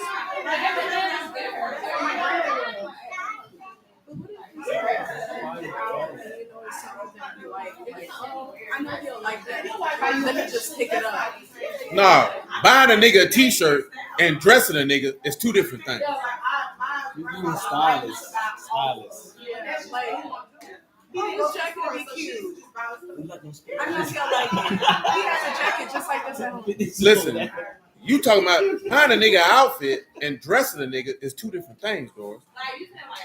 Stylist. Yeah, they saying they go out there buy this nigga clothes. This nigga said the only thing I buy is my drawers. That nigga old. I was just wild. I was like, these niggas wasn't old. So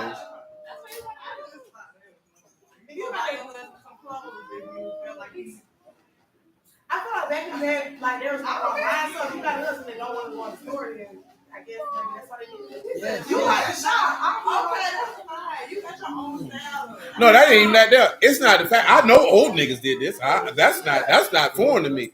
It was niggas that are not old who was saying this.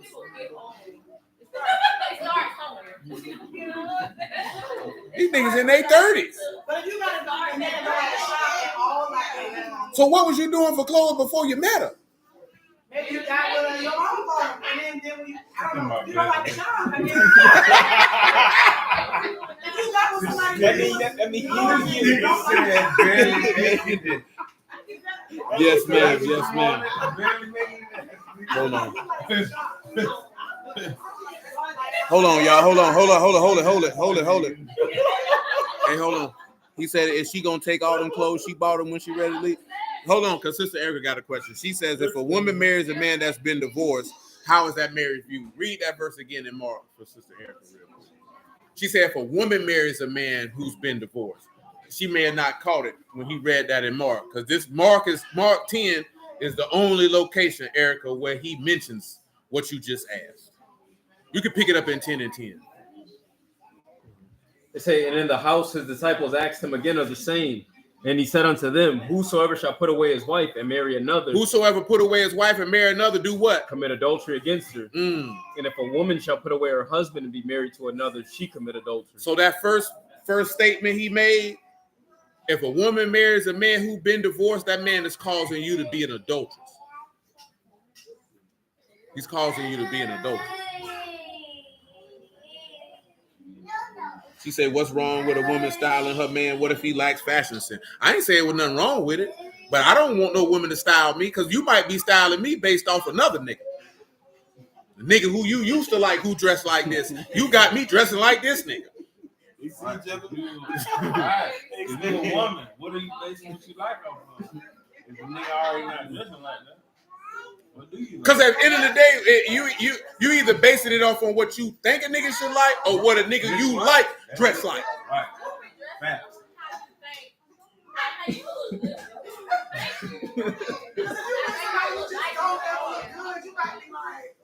But I'm gonna tell you a lot. But see, a lot of stuff that y'all think a nigga look good, nigga be looking like a whole faggot.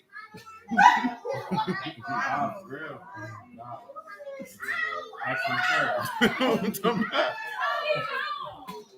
I would never. That junk borderline mothering to me. That mothering to me. It's just like right now. Yeah. Need nobody to dress me. I'm a grown man. You're welcome, sister. I'm a grown man. Get Malachi 2 and 14 also for Eric. I don't need no woman dressing me in her image and likeness. Nigga be around here with pleated slacks on, man. And penny loafers.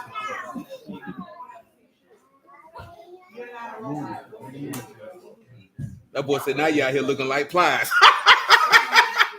That nigga stupid. Listen, man, I ain't mad at nobody. I know some dudes don't care, because a couple of them dudes say they don't care how they look. But for me, that junk is like mothering. I'm gonna pick your drawers out for you. I'm gonna pick your clothes out for you. I'm gonna lay your clothes out for you. No, I'm good on that. I know a lot of niggas' mamas to a certain age, boy. She had picked his clothes out, ironed his clothes out, laid his clothes out, did all of that. Yeah, so a lot of niggas' mama do that. Shoot, I know niggas' mama would make their bed, all that for them.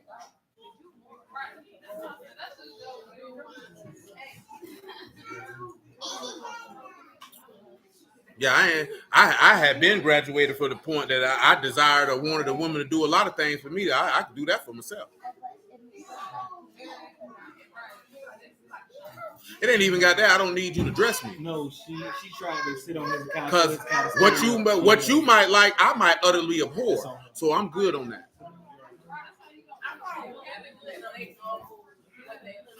But some of them, it ain't even know what they like. Is this what he gonna wear? I mean, there's a lot of women who do that.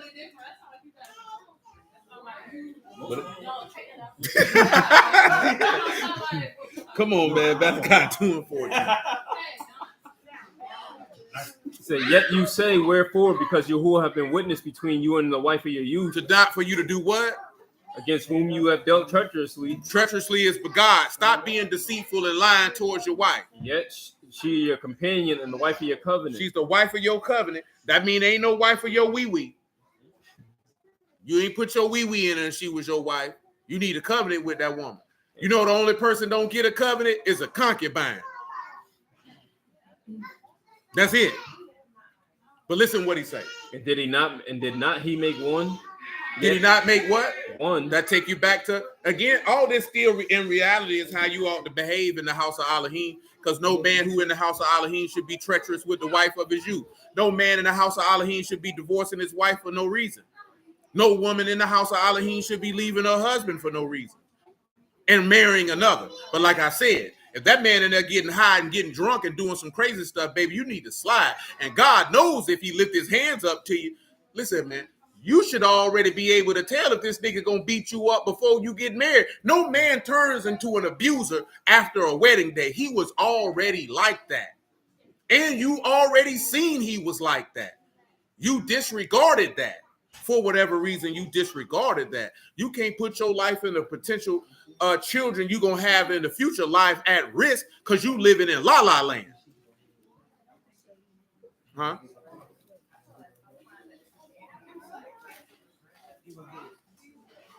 Well, if you thought that was cute, that means you toxic and you got a problem.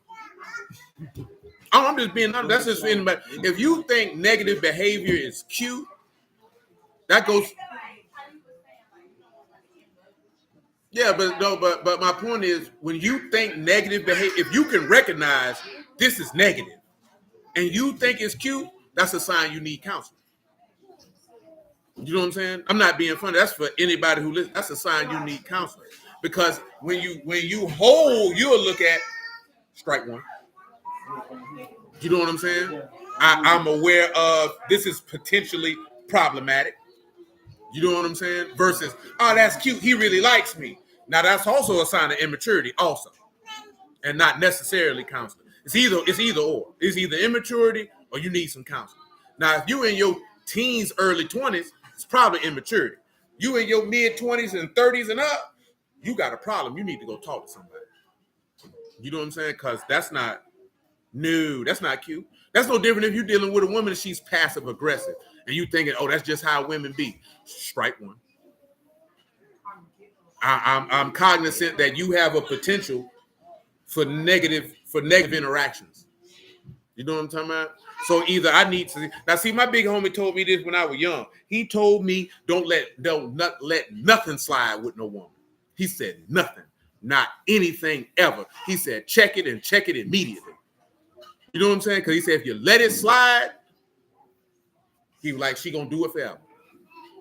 You know what I'm saying? He wasn't talking about on some old, you stupid. He was like, you had to let that be known. I'm not allowing that. I'm not with that. He said you have to check it immediately. And from what I seen from the time he told me that to this very day, I deem that to be 100% accurate. You have to, because if you give somebody an inch, they're going to take a mile. So if she knows she can talk to you any kind of way and you don't say nothing, by the time you come around to check it, it's too late. Because you should have checked it the first time. You know what a lot of women aren't accustomed to? Because most men are yellowback cowards. They don't get checked. You know what I'm saying? So they do negative behavior and the dude don't say nothing. And you know why he don't say nothing? Because he worried about them yams. Don't worry about them yams. So you would definitely do marriage counseling before getting married. I tell you, you know what the best marriage counseling to do? Pay attention to who you're dealing with. Pay attention to who you're dealing with. Don't get caught up in some emotional fantasy that you're creating in your brain. Some old delusion that of a reality that don't exist. If this nigga showing you he cuss people out and beat people up, you need to believe it. Because guess what? He gonna grab you and you're gonna be like, round one, fight. And then you're gonna want somebody to feel sorry for you when you knew this nigga was gonna beat you up 3 years ago. Now you shocked in year 5, he punched you in the mouth. Yeah, man. That stuff shows itself early. Be honest with you. Most people cannot cover up who they are for long. You know what I'm saying? They can't really do it. Because all it takes is a situation for their emotions to get stirred, and you're gonna see who you're dealing with. Most people think people are good actors. Very few people are very, very good actors. All it takes is the right life situation, and you can see who you're dealing with. Go ahead.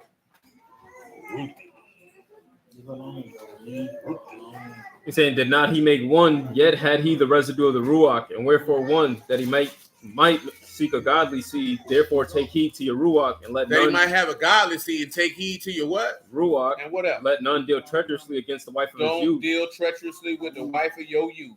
For Yahuwah the Alahym and Yasharah said that he hate putting away. He hate divorce. It's an abomination to him. He don't like it. He don't care for it. You know why? Hebrews 13:1. Ruthie. You wasn't asleep, Ruthie.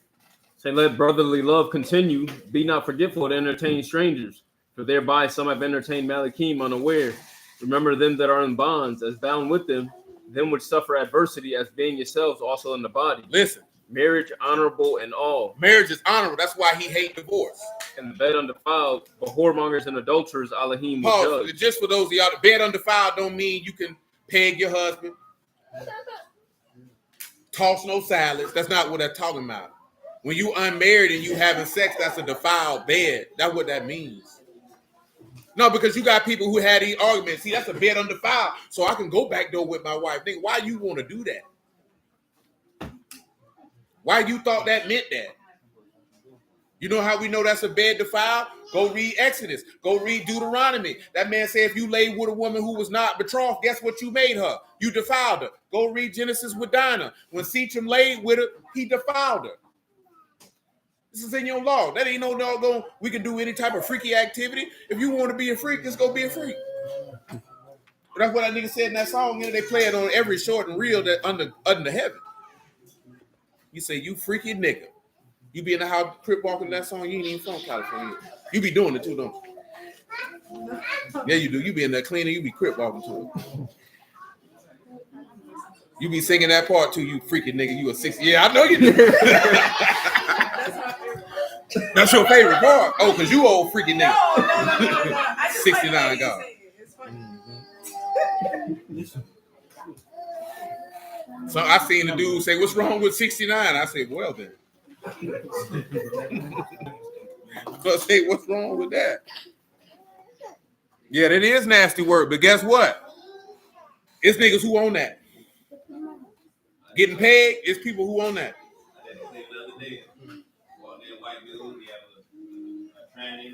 Whoa! Whoa! You thought who? I ain't gonna lie, boy.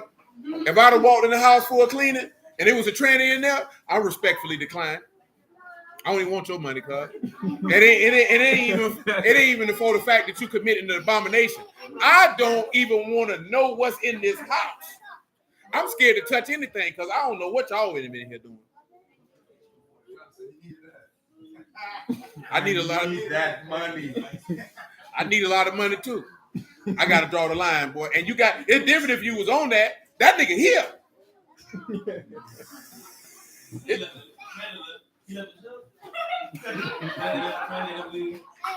He was tricking? It looked like it was training in a bullet. I guess both of them, all three of them stayed up. Oh, okay. And he was like, yeah, the girls. He kept saying the girls. Yeah. But see, like, the girls get That's amazing. That's another reason why I don't clean houses that people live in. Hey, relax. Come on, y'all. That's wild. That's crazy. Come on, Sip. I don't know what to do with that. You good in Matt? That's good in Malachi. Ain't it? I just read Hebrew. You deal with that too? Yeah, that's good in Hebrew. But marriage is honorable. So, see, pause. Everybody loves Proverbs 18 and 21. Take a look at it. Or 22, I should say. It's one of them. You could read 20. Shoot, you could read 18 and 18 for all I care. Say, the lot caused contentions to cease and part between the mighty. A brother offended, harder to be won than a strong city. Their contentions are like the bars of a castle. A man's belly shall be satisfied with the fruit of his mouth. With the increase of his lips shall he be filled. Death and life in the power of the tongue, and they that love it shall eat the fruit thereof. Whoso find a wife find a good and obtain favor of Yahuwah. See, that's how every woman on the internet favorite line. He said, find a wife. Tell him what a wife is by definition. A lot of women ain't wives. If we was to go in this book, you ain't a wife because you have a vagina, because you got mammary glands and ovaries that work. I told you before, it's a lot of women who married, but they ain't no wife. Go ahead. That's Isha, a woman, a wife, a female. See, you could be just a woman or a female. Don't mean you a wife. Because if you're a wife, you're going to fit the qualifications of a wife. What do wives do? We talked about this a couple weeks ago. As a matter of fact, when we started this foray in dealing with this, what the older women are supposed to teach the younger woman. A wife is supposed to be chaste, modest, keepers of home, obedient to her husband, and love her children. That's what a wife supposed to do. I'm talking about according to this word. I don't care what the world's talking about. You know what I'm saying? Yeah, that's what she's supposed to be. She ain't supposed to be no busybody. She definitely ain't supposed to be. Look here, man. This is one thing, and I done told y'all this for years because I like to say one thing a woman ain't supposed to do, and 1 Peter 3:1 let you know that, is to be checking her husband. You know why? Because he said you're supposed to look at your husband as unto the Lord. And I don't know how many of y'all would go check the Lord. He said you're supposed to win that man over with what? Your conduct. You're supposed to correct him by how you behave so that he can know he going to hell. That goes back to what I was talking about last night. Your conduct is supposed to be the witness against his folly. If you were sitting down, that wouldn't happen to you. Go ahead and read 1 Peter 3:1. I understand the inclination of want to say something to him, but there is a feminine, godly way of going about that. Because I'm gonna tell you one of the biggest mistakes a lot of women, if you think just going on head up checking a man that he gonna listen to you, oh, that's not gonna happen. You gonna meet pushback because he already gonna feel sized and disrespected.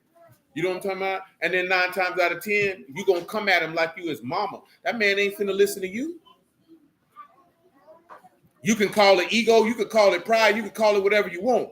I'm telling you the reality of life. It doesn't matter if it's right, it don't matter if it's wrong, it just is what it is. And if you know it's not effective, why would you go about doing something that's ineffective just to be right? That's stupid.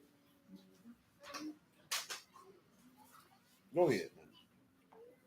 Likewise, you wives, in subjection to your own husbands, that if any obey not the word, they also may be without the word, be won by the conversation. He said without the what? Without the word. They might be won by the conduct of the wives. That's it. That's all you got to do. Put him to shame with your deeds. He out of pocket, correct him with your deeds. Because guess what? If you really serve God and he out of pocket like that, well, Yahuwah gonna bust him upside his head. You know what I'm talking about? You ain't got to worry about. So you think the Lord, like he said in Ecclesiastes, if there be an oppression in a province, he said, don't marvel at the matter. He that's higher than high see it. So you think he's sitting in heaven watching all that, and you think he just gonna let this man just, yeah, that ain't a big deal. Yeah, he can do it. He'll get that man pure hell. He definitely killed Nabal, and he didn't even put hands on Nabal. Who remember how Nabal died? He did get drunk, but that ain't how he died. Nah, he ain't fall out of his chair. That was Eli. He had a heart attack. Boy, he heard what David was gonna do, and his heart started working.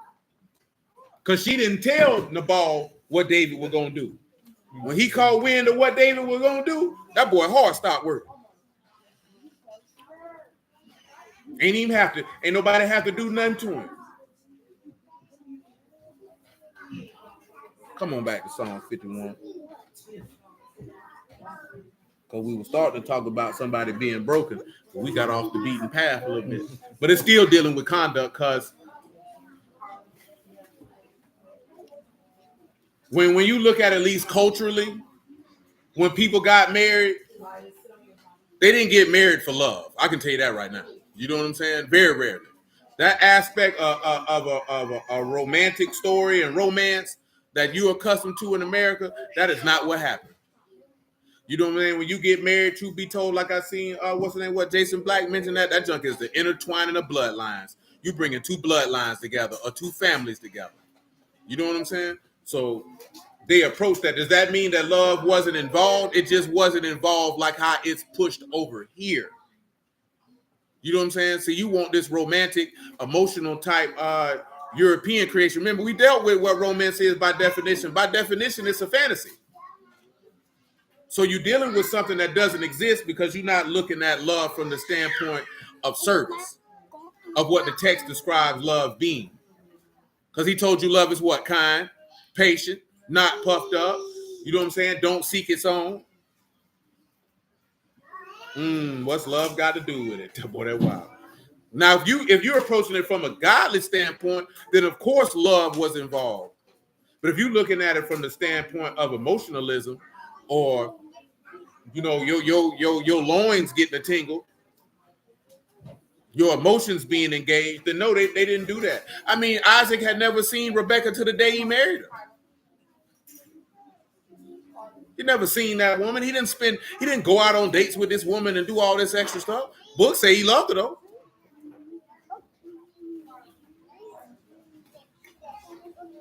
Come on. Hey, Ruthie. What you doing?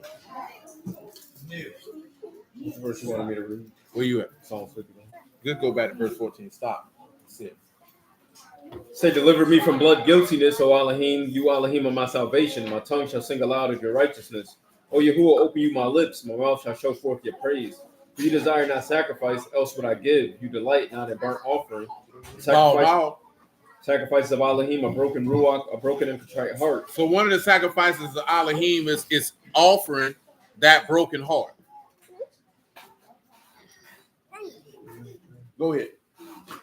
O Alahym, you will not despise. Do good in your good pleasure unto Zion. Build you the walls of Jerusalem. Then shall you be pleased with the sacrifices of righteousness, with burnt offerings. Claude, now this is what I wanted to discuss this afternoon before we leave here. What would y'all describe as being the sacrifices of righteousness?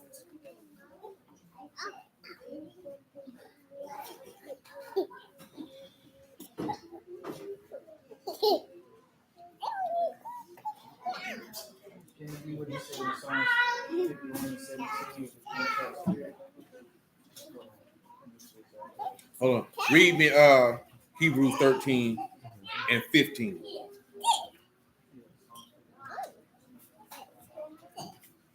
Said, by him, therefore, let us offer the sacrifice of praise to Alahym continually. That is the fruit of lips, giving thanks to his name. But to do good and to communicate, forget not. For with such sacrifices, Alahym is well pleased. That's good. What you say? In Psalms 51:10, he said, No, that's what he read. What are the sacrifices of righteousness? How does that define? What would you define that as? What was reading? Give me Proverbs 21. What verse that was? Looking at the other night. I don't think we finished all of that. Now, when he say offer the sacrifices of righteousness, how would you define that?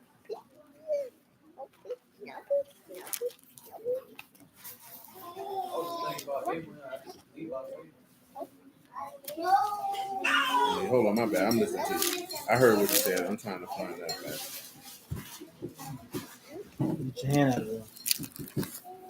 Go put it in the trash. Read Proverbs 21 and 27. I said it right the first time. He say the sacrifice of the wicked and abomination, how much more he bring it with a wicked mind. Now we'll deal with what the sacrifices of the wicked are in a second. Monte said Abraham's sacrifice, right? But right there in verse 19, he said, then you shall be pleased with the sacrifices of righteousness. So we would need to determine what that is. You could read them sacrifices of righteousness by definition. I know it's Zadok, Sabak, but they can hear it out loud.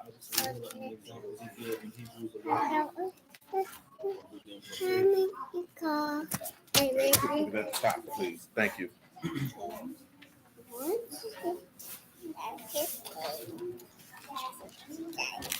I did go get it with mommy. You ice cream. You got it? Yeah.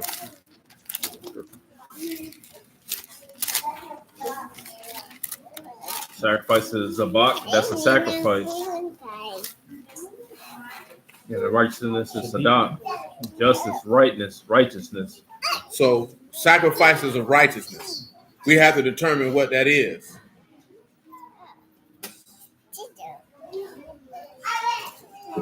Give me Galatians 2 and 16.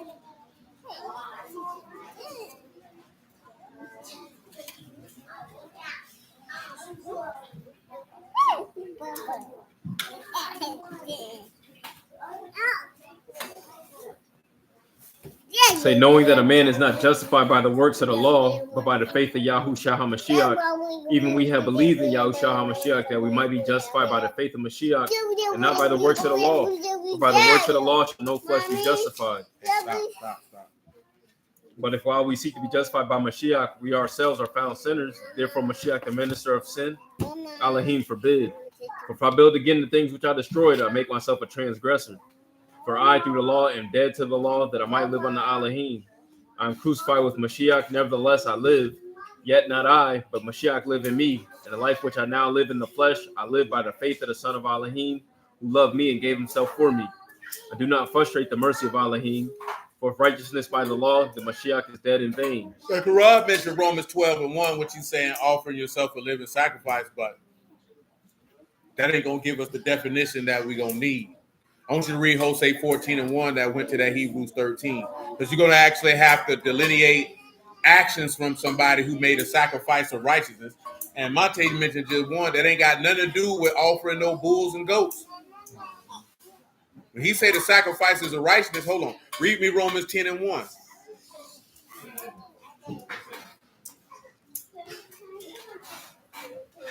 No, you cannot. Brethren, my heart's desire and prayer to Alahym for Yasharal is that you might be saved, that they might be saved. For I bear them record that they might have a zeal, that they have a zeal of Alahym, but not according to knowledge.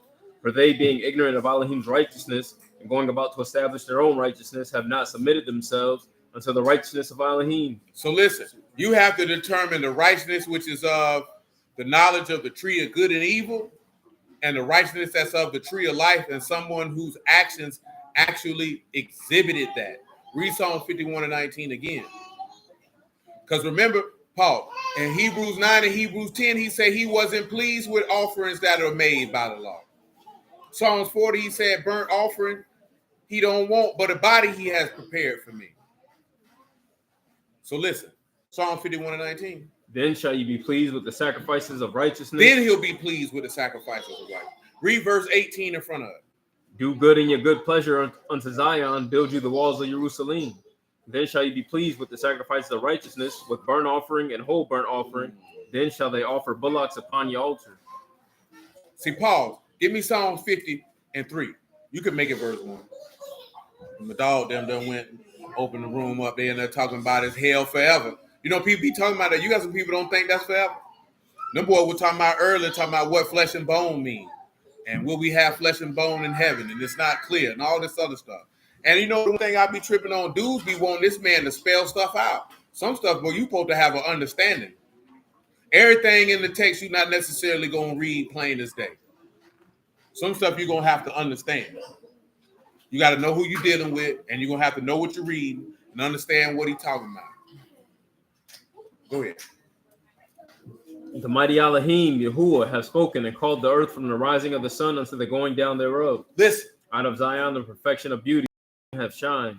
Our Alahym shall come and shall not keep silence. A fire shall devour before him, and it shall be very tempestuous around about him. He shall call to Shamahim from above, and to the earth that he may judge his people. Listen. Gather my saints together. Gather my who together? My saints together. By what? Who done what? Those that have made a covenant with me by sacrifice. They made a what with me by what? A covenant with me by sacrifice. Was the first covenant made by sacrifice?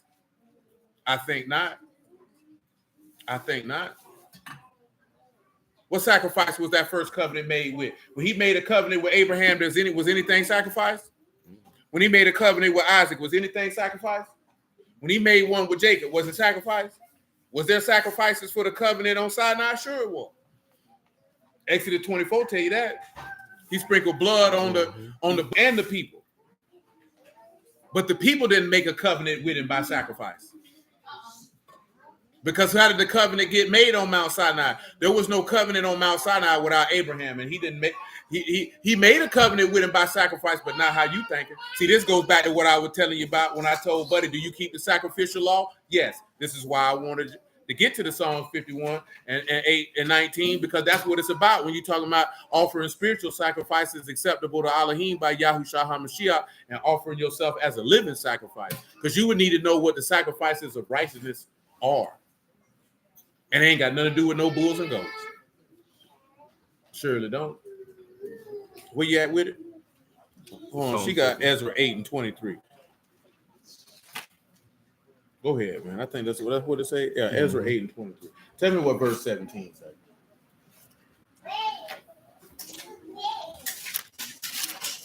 And I sent them with commandment to Edo the chief at the place Kasiphia, and I told them what they should do, what they should say unto Edo and to his brethren, the Nethinims, at the place Kasiphia, that they should bring unto us ministers for the house of our Alahym. And by the good hand of our Alahym, upon us they brought us a man of understanding, of the sons of Mali, the sons of Levi, the sons of Yasharah, Sherebiah, with his sons and his brethren, 18. And Hashabiah with him, Jeshaiah of the sons of Merari, his brethren, and their sons, 20. All the Nethinims whom David and the princes had appointed for the service. Been out the house studying with doors with these names. That's what y'all been out there doing. It's amazing. Y'all been studying them names. I show you what you got cotton in your mouth. Oh, he just read. She's like, yeah, that's my nigga. He know how to read. Yeah, till you got to read them names, then you be like, you can't read. The jury's out. For the service of the Levites, 220 Nethinims, all of them were expressed by name. Then I proclaimed a fast there at the river of Ahava, that we might afflict ourselves before our Alahym, to seek of him a right way for us and for our little ones and for all our substance. For I was ashamed to require of the king a band of soldiers and horsemen to help us against the enemy in the way, because we had spoken unto the king. Saying, this one's a little different because they fasted in regards to coming back to Jerusalem after leaving from Babylon and getting everything set up. So that's a little different. It's for when we talk about sacrifices of righteousness, it's what Monte said. It's the sacrifices that are done by faith. He mentioned Hebrews 11 with some of them people in there. Everybody in there don't necessarily make a sacrifice. Moses refusing to be called Pharaoh's daughter is a sacrifice of righteousness. You know what I'm saying? Who? Yeah, them being willing to say, toss me in the fiery furnace, because that's a sacrifice of righteousness. Because he said, we careful to answer you in this matter. If our Alahym save us, he save us. If he don't, he don't. But what we not going to do is this right here. No, because Jonah wasn't listening. You know what I'm saying? Abraham leaving his household and his country is a sacrifice of righteousness.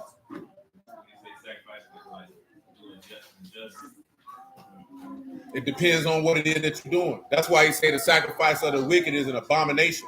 How even much more when he do it with a wicked mind. Mordecai, that's the system they in war. You know what I'm talking about? Nigga trying to kill him. So he told Esther or Hadassah to do certain things to curry favor. Like David's parents saw. thought he was saying that more so than Mordecai didn't bow down. But that is just a choice. That ain't a sacrifice of righteousness' sake. He's just like, I don't respect you like that. I ain't doing it. You know what I'm talking about? Because it has to be a sacrifice you making according to faith, not necessarily telling. That'd just be like if you be like, I'm not shaking Trump's hand. I'm not shaking Biden's hand. No, I'm saying that because they're presidents, so they're a dignitary. So common courtesy states that if you were in close proximity, that you would shake their hand. So, and because of course ain't nobody bowing down to nobody in America. So if you would have said, "No, I'm not shaking your hand," that would be seen as disrespect. You know what I'm saying? They claim he said in his RNC speech, which I didn't watch it. Fasting is not necessarily a sacrifice in the terms of the sacrifices of righteousness. You know what I'm talking about? Fasting is just the afflicting of the soul so your voice can be heard on high. You know what I'm talking about? No, they said he said something about unity. The same thing. They say he changed his speech and put that in there. Because they say Biden was talking about the same thing. Because yesterday they were talking about, they say Biden is probably not going to run. I say at this point, it's too late. Nigga, it's July. Finna be August. The election in 90 days. You done already had a debate with this nigga. You got to run at this point. I don't even know why they pushed him out there to be a two-term. This nigga half dead.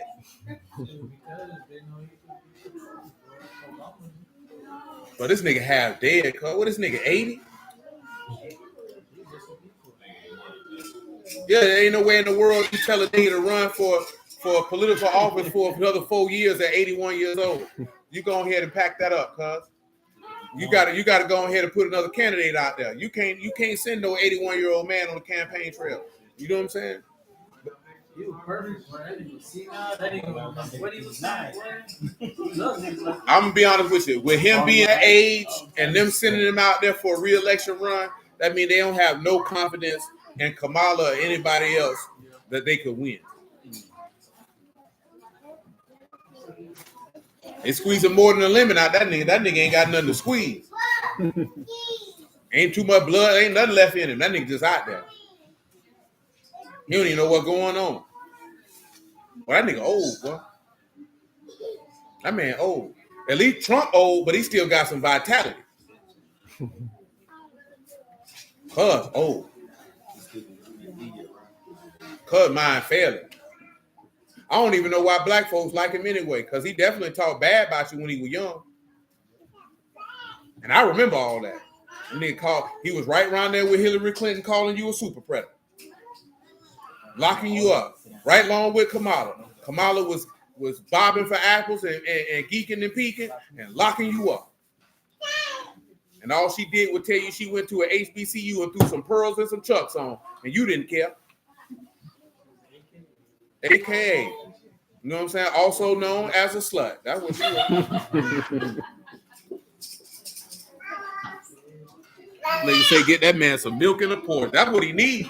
Joe Biden need a rocking chair and a nice warm cup of tea. It's over.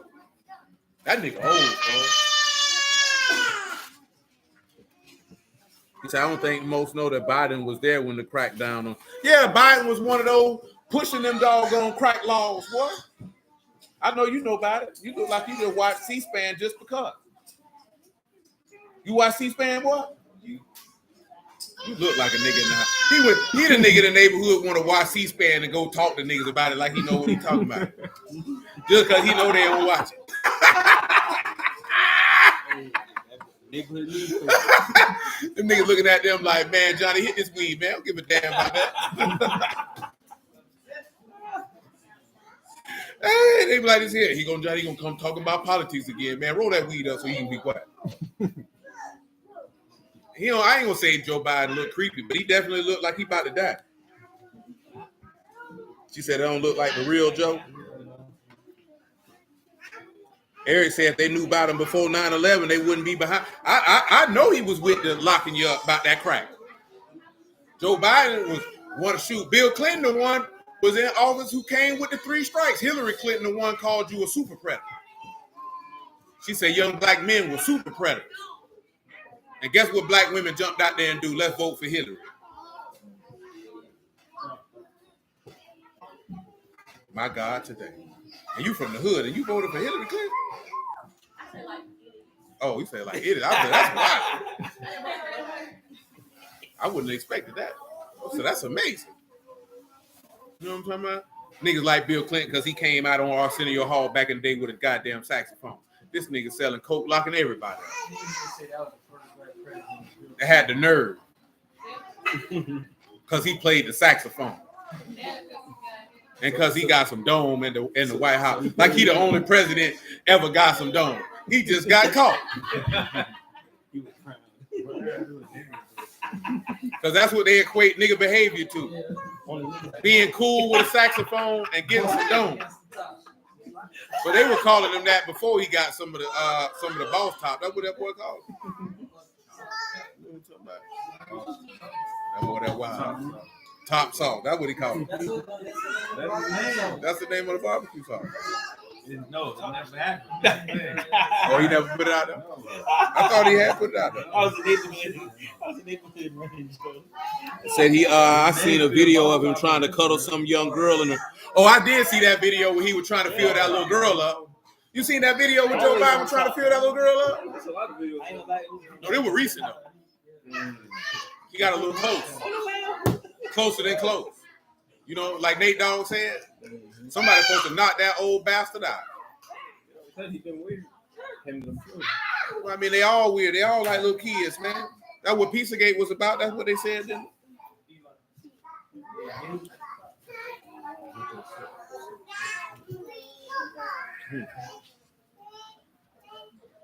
The nappy? Yeah, nap. Nap. But if you're going to come over here, you're going to be quiet.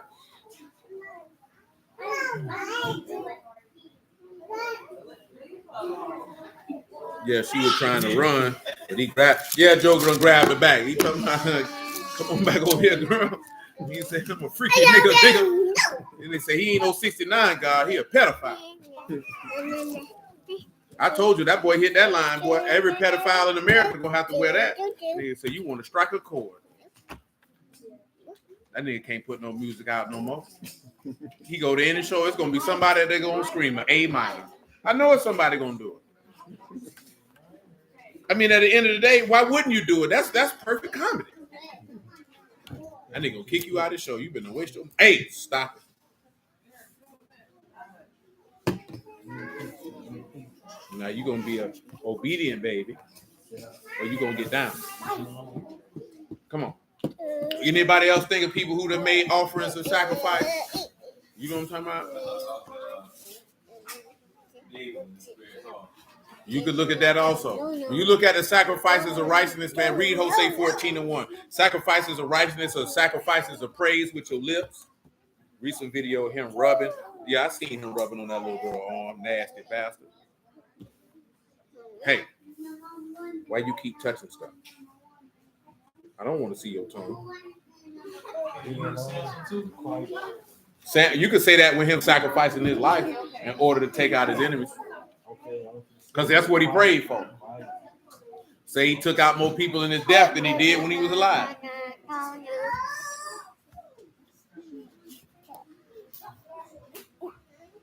So Yasharal, return unto Yahuwah your Alahym, for you have fallen by your iniquity. Take with you words and turn to Yahuwah, saying to him, take away all iniquity and receive us graciously, so we will render the calves of our lips. You'll render the what? Calves of our lips. Tell him what render means. You know Mr. Michael Render? Hey, they say Trump out there, man. Peace. Covenant of peace. So what does that mean if you're rendering a covenant with peace with your lips? I'll show you. Romans 10:7. You can make it 6. Shalom, Yedadiah, man. It's a crazy world we live in, boy. But the righteousness which is of faith speak on this wise. Say not in your heart, who shall ascend into Shamayim, that is to bring a Mashiach down, or who shall descend into the deep, that is to bring Mashiach up again from the dead. But what saith it? The word is near you, in your mouth, in your heart. That is the word of faith which we preach. That if you shall confess with your mouth. It's the word of what? the word of faith which we preach, if you should confess with your mouth and believe in your heart that Alahym have raised him from the dead, you shall be saved. cause. For with the heart man believe unto righteousness, and with the mouth confession is made unto salvation. Now read Hosea 14:1 again. Shalom, Hashem, man. O Yasharal, return unto Yahuwah your Alahym, for you have fallen by your iniquity. Take with you words, turn to Yahuwah, say unto him, take away all iniquity, receive graciously, so we will render the calves of our lips.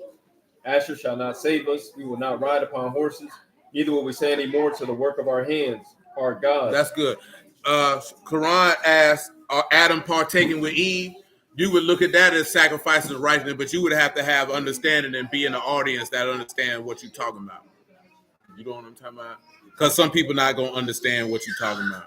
But that's somebody who literally offered their lives. You know, greater love have no man in this, that a man lay his life down for his friends. You know what I'm talking about? You could look at Joseph with sacrifices of righteousness by falling from his estate, by refusing to go against God. Quran just mentioned Daniel, with him going to pray regardless of any penalties that he could suffer. See, when you look at the sacrifices of righteousness, it's the sacrifices of godliness that you would see. Sacrifices of righteousness is when David split the stuff evenly with the people. You know what I'm talking about? Sacrifices of righteousness is when Deborah was an exhortator to the people and a mother to the people, because the sacrifices of righteousness is actually going to be active behavior according to your faith, hope, trust in Yahuwah. Then on top of that, like we read in Hebrews 13, which took us to Hosea 14, offering the sacrifice of praise with your lips, which sacrifices he's well pleased. You know what I'm talking about? So when you look at it, somebody offering a word of praise with a wicked mind, that sacrifice is an abomination.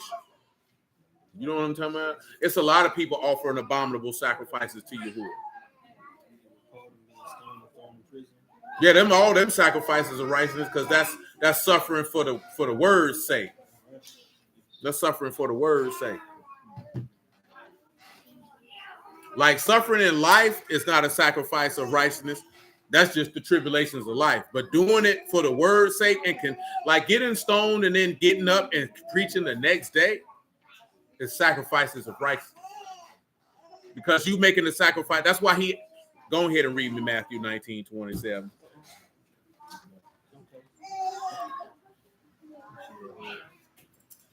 Then answered Peter and said unto him, behold, we have forsaken all and followed you. What shall we have therefore? We've done what? Forsaken all and That's followed sacrifices of righteousness. Go ahead. Yahushua said unto them, truly I say unto you, that you which have followed me in the regeneration, when the Son of Man shall sit in the throne of esteem, you also shall sit upon 12 thrones, judging the 12 tribes of Yasharal. That's good. You know what we were talking about in Matthew 19 with the rich man. He was asking him to make sacrifices of righteousness. That's why he told you to lay up your treasures in heaven and not on earth, and to sell all that you have and give alms, that you might have treasure in heaven. That's a sacrifice of righteousness. Sacrifices of righteousness, truth be told, is the sacrifices that pertain to love and faith, to be 100% honest with you. That's what that pertains, and those sacrifices he will accept, which takes us back to Psalms 50 when he said, "Make a cup." They made a covenant with me by what? Sacrifice. And greater love has no man in this, that a man lay his life down for his friends. Then it takes us back to that sin offering that was in that brazen copper pot, and that copper pot that was broken. You know what I'm talking about? That was heated up, or that was washed. You know what I'm talking about?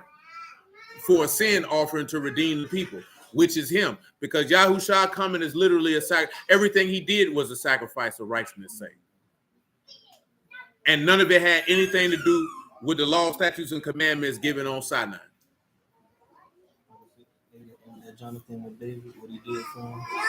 Yeah, what Jonathan did by going against his father and putting his life at risk for love's sake, because he loved David as his own soul. Sacrifice of righteousness. Brotherly love is a sacrifice of righteousness. You know what I'm talking about? Feeding the poor is a sacrifice of righteousness. All those things. You know what I'm talking about? Anything that is that pertains to good works that would bring praise and esteem to Alahym is a sacrifice of righteousness.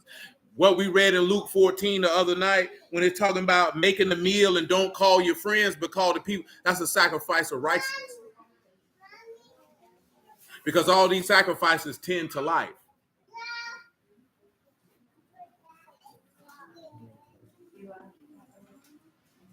Well, you walking like you got to use the bathroom, boy. What you got going on? Then you're making the ugly face, talking like you got rocks in your mouth. Get spit it out. Spit it out. What you getting up walking around here for? Hey, boy. I'm talking to you, boy. I'm talking to you, boy. You mentioned Esther. You have to be specific. See, where Esther, she was already a part of what the king had going on. So she used her influence over the king.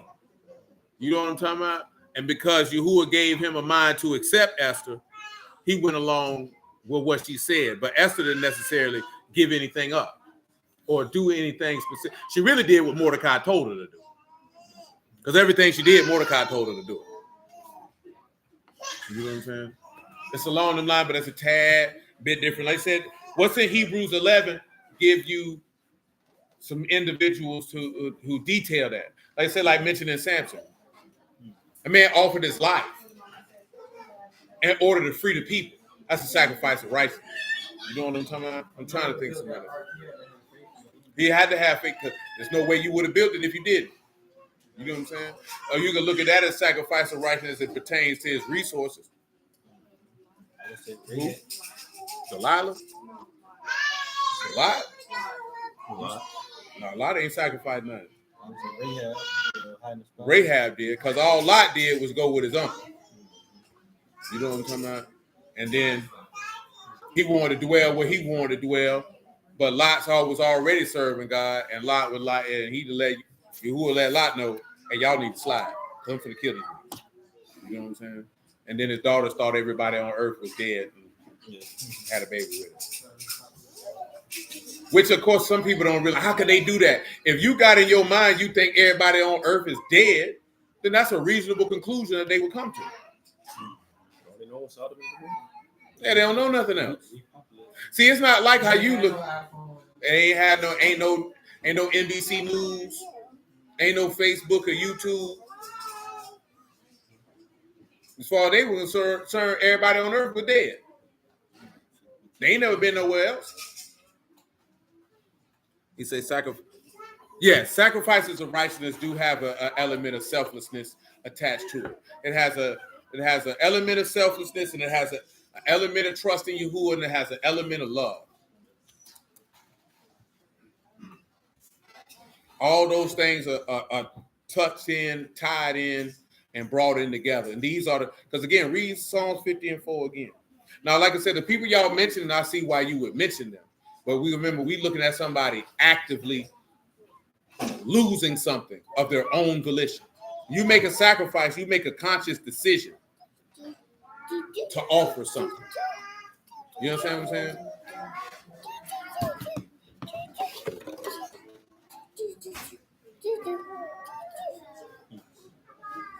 Hey, you gonna sit still or you gonna go sit with your mama? What you gonna do? Mommy. Go. Boy. I said you gonna sit still or you go with your mama. Mommy. Psalm 50 and 4. That he shall cause the Alahym from above into the earth, that he may judge his people. Gather my saints together unto me, those that have made a covenant with me by sacrifice.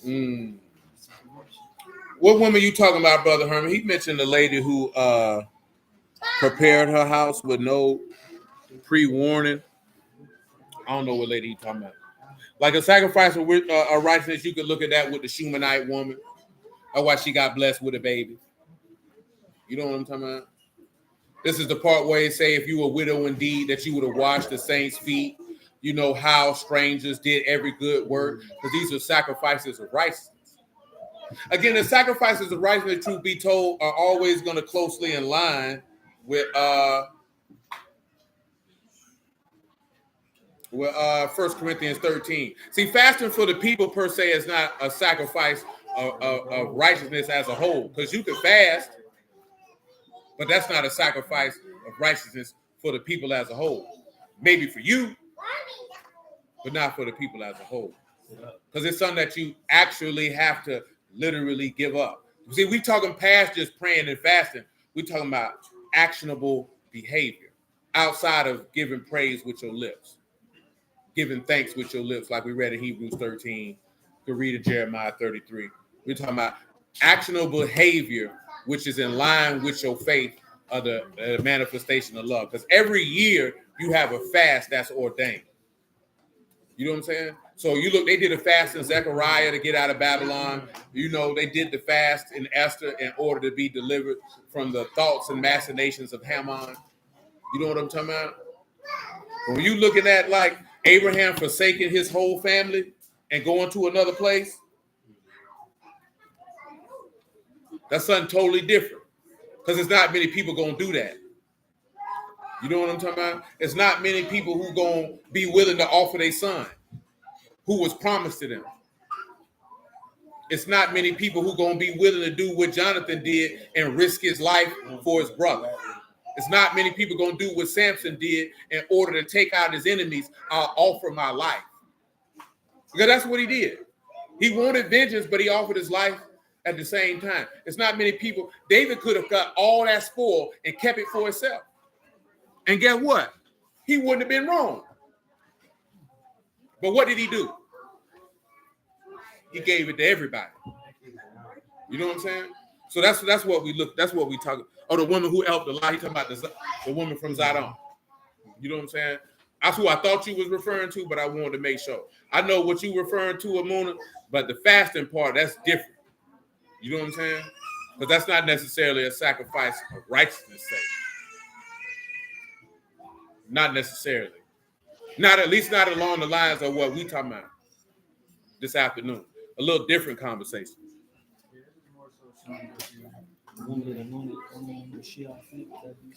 He had mentioned Rahab, and that was a sacrifice of righteousness because she sacrificed her place with her people and put her life at risk to spare the servants of Yahuwah. Because when we go to fasting, you know, that's to get your voice heard on high. But when he talking about the sacrifices of righteousness you're going to accept, this is a work or deed by one person, especially when you're talking about a covenant by sacrifice. To make a covenant by sacrifice in Psalms 50 and 4, which goes with offer yourself as a living sacrifice and spiritual sacrifices accepted by Alahym, by Yahushua HaMashiach, this is a deed that you doing that God will accept. A sacrifice that you making and bringing before his altar. Afflicting your soul by not eating is something totally different. Because it could be a sacrifice simply like what you read in Luke 8 with the women ministering to the Lord of their substance. That's a sacrifice of righteousness. You know why? Because they would have had to believe he was the Son of God to do it. The same way the Zidonian woman, her he mentioned, sacrificed that last bit of food she had because he told her, don't worry about it. We'll be good. Just fix mine first. And they weren't without. You know what I'm talking about? So again, I want you all to look at 1 Corinthians 13. And you look at those things, and then when you read 1 Corinthians 13, and you read Psalm 51 and 19, then you can look from Genesis to Malachi from individuals who conducted a certain type of behavior that's in line with that.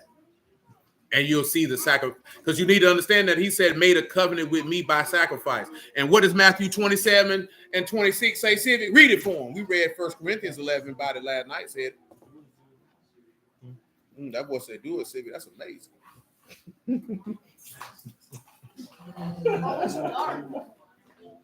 That boy say he said you've been listening to Young and Eighth, man. That man say do it.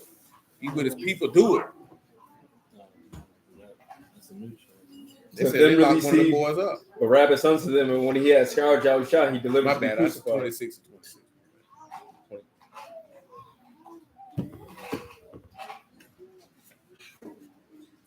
As they were eating, Yahushua took bread and Baruch and brake and gave to the disciples and said, take, eat, this is my body. And he took the cup and gave thanks and gave to them, saying, drink you all of it, for this is my blood of the New Testament, which is shed for many for the remission of sins. You see how he making a covenant with them by sacrifice? So when we look at making a covenant by sacrifice, it's an actionable deed according to faith. Because he said, I know that you won't suffer your Kadash one to see what? So it's an actionable action by faith that you're going to show towards Alahym. More specifically, also one that very well may benefit another person. But let me read y'all this Numbers 28 before we get out of this week, and I don't read it. I got it, Steve. I told y'all about Numbers 28 yesterday. This is the verses that we was talking about. So listen, when you look at Numbers 28, it's going to tell you about daily burnt offering. Then it's going to get to the Feast of Trumpets, atonement, and tabernacles, and unleavened bread offerings. Listen what it say in verse 1. Yahuwah spake unto Moses, command the sons of Yasharal, and saying unto them, my offering, my bread for my sacrifices, made by fire, sweet savor unto me, shall you observe to offer unto me in their season. You shall say unto them, this offering made by fire, which you shall offer unto Yahuwah, 2 lambs of the first year without spot, day by day, a continual burnt offering. You know what a continual burnt offering is? Every day. Even on the Sabbath. That's why he made that statement in Matthew. Go with your mama.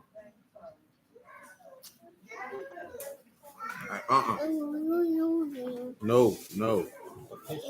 Verse 4. The one lamb shall you offer in the morning, the other lamb you shall offer at even. The 10th of an ephah for a flour for a meat offering, mingled with the 4th part of a hin of beaten oil. A continual burnt offering which was ordained in Mount Sinai for a sweet savor, a sacrifice made by fire unto Yahuwah. This is the drink offering. So you see, this is why you see him say, this is my blood. This is where that come from. Or a libation. That's what they like to call it. You ever heard people call liquor, I got some libations? Well, that's what that means. They talking about some strong drink. He said, thereof, a 4th part of the hin for 1 lamb. In the Kadash, you shall cause the strong wine to be poured unto Yahuwah, a drink offering. So you know, if it's being poured out, you not drinking it. And maybe that's where they get that from. They say, let me pour out a little liquor for my home.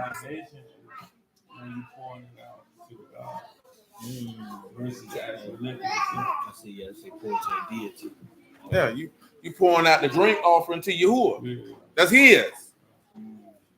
Pour out a little liquor. That's why he said, if I was hungry, I wouldn't tell you. Yeah.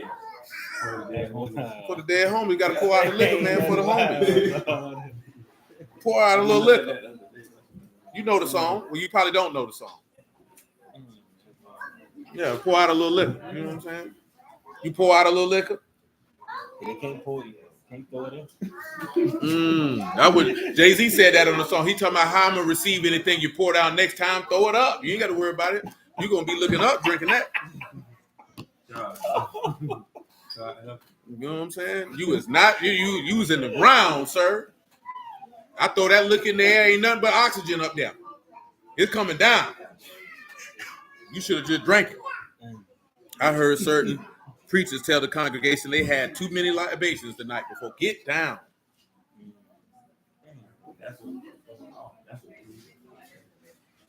Verse 8. And the other lamb shall you offer at even as a meat offering of the morning, and as the drink offering thereof you shall offer a sacrifice made by fire, sweet savor unto Yahuwah. See, he was taking that as this is a burnt offering that the people can eat, but it's not. This is a whole burnt offering. Ain't nobody eating that. This is a daily offering to Yahuwah. That's all he is. And that's for the sweet. That's daily. The first part we read, that's just every day. This is and on the Shabbat, 2 lambs of the first year without spot, 2/10 deals of flour, meat offering mingled with oil, and the drink offering thereof, the burnt offering of every Sabbath, besides the continual burnt offering and his drink offering. So what you just heard, they got to offer that on the Sabbath along with the daily. Whole burnt offering. Didn't we just read last night what a whole burnt offering is? That whole continual burnt offering is not to be eaten. And in the beginning of your months, you shall offer a burnt offering unto Yahuwah. 2 young bullocks, 1 ram, 7 lambs of the first year without spot, 3/10 deal of flour, a meat offering mingled with oil for 1 bullock, 2/10 deal. flour, meat offering, mingle oil for 1 ram, 7/10 flour, mingle with oil for meat offering under 1 lamb, burnt offering of sweet savor, a sacrifice made by fire unto Yahuwah. And the drink offering shall be half a hin of wine unto a bullock, and a third part of a hin unto a ram, a fourth part of a hin unto a lamb. This is the burnt offering of every month throughout the months of the year. And 1 kid of the goats for a sin offering unto Yahuwah shall be offered, besides the continual burnt offering and his drink offering. And in the 14th day of the first month, the Passover of Yahuwah. See, this is what dude got stuck at. He say, see, you supposed to eat it. The sacrifice of Passover, which is in Exodus 12, is different from the offerings that he about to mention. Did he just say the 14th day of Passover? Look what he say in verse 15. And in the 15th day of the feast of the month, the feast of 7 days, shall unleavened bread be eaten. The first day, a Kadash convocation. You shall do no servile work therein, which means it's a what? It's a Sabbath. So that means the sacrifices that you would do on the Sabbath, you're going to add that on top to the daily. You shall offer a sacrifice made by fire, a burnt offering unto Yahuwah, 2 young bullocks, 1 ram, 7 lambs the first year. They shall be unto you without blemish. Their meat offering of flour mingled with oil. 3/10 deal shall you offer a bullock. You can see how he was a meat offering, because what did Martha go do? Mary go do? She went and poured out oil on it, preparing for his offering. He already told you the offering that I shall make, my flesh is meat indeed. What we got with it? I thought that. And their meat offering, verse 20, a flour mingled with oil, 3/10 deal shall you offer for a bullock, 10/10 deal for a ram. The 7/10 deal shall you offer for every lamb throughout 7 lambs, 1 goat for a sin offering to make atonement for you. You shall offer these besides the burnt offering in the morning, which is for a continual burnt offering. And this is the manner shall you offer daily throughout the 7 days. You got to make this offering throughout the whole feast of unleavened bread. The meat of the sacrifice made by fire, a sweet savor unto Yahuwah, it shall be offered besides the continual burnt offering and his drink offering. And on the 7th day, you shall have a Kadash convocation. You shall do no servile work therein. Also in the day of first fruits, when you bring a new meat offering unto Yahuwah, after your weeks, have a Kadash convocation, you shall do no servile work. You shall offer the burnt offering for a sweet savor unto Yahuwah, 2 young bullocks, 1 ram, 7 lambs of the first year. Also, you can read all this in Leviticus 23. So I don't know what this nigga was talking about.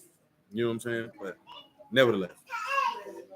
And their meat offering of flour mingled with oil, 3/10 deal, 1 bullock, 2/10 deal under 1 ram, 7/10 deal, 1 lamb throughout 7 lambs, kid of goats to make atonement for you. You shall offer besides the continual burnt offering and his meat offering, and they shall be unto you without blemish, and their drink offers. And guess what? It goes on, and all these offerings are the same on every feast. Now, of course, you've seen that meat offering and drink offering is synonymous. And every one. Ask yourself, why this man asking you to offer wine? And then you see this man with a cup of wine. Talking about this is my blood. Because he's showing you how you were going to make a covenant with him by sacrifice. And when you do that, you make the sacrifices of righteousness, and you would know how to behave yourself in the house of Alahym. But praise be to Abba in the name of Yahushua. We're going to start right there for now. Appreciate y'all time this afternoon. And blessings out the house of Alahym in the name of Yahushua. I know that part with them sacrifices don't get the people going. But you need to know that stuff. Because nigga tell you anything. Because this nigga telling nigga he gonna make his own altar and sacrifice stuff anyway. Yes, sir, Zo.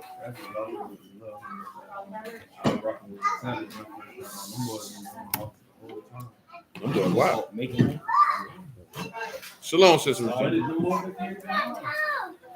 Again, I appreciate y'all. Bless y'all the house of Alahym in the name of Yahushua. We're gonna keep this rocking and rolling. Hey. Shalom, Mika. Shalom, Eric, man. Amen, brother Marcus, man. Love you too, bro. Hold it down. So y'all with it, man. We'll be back on Wednesday. Make it do what it do. And until that time, what may I do for you, Abigail? Take it back.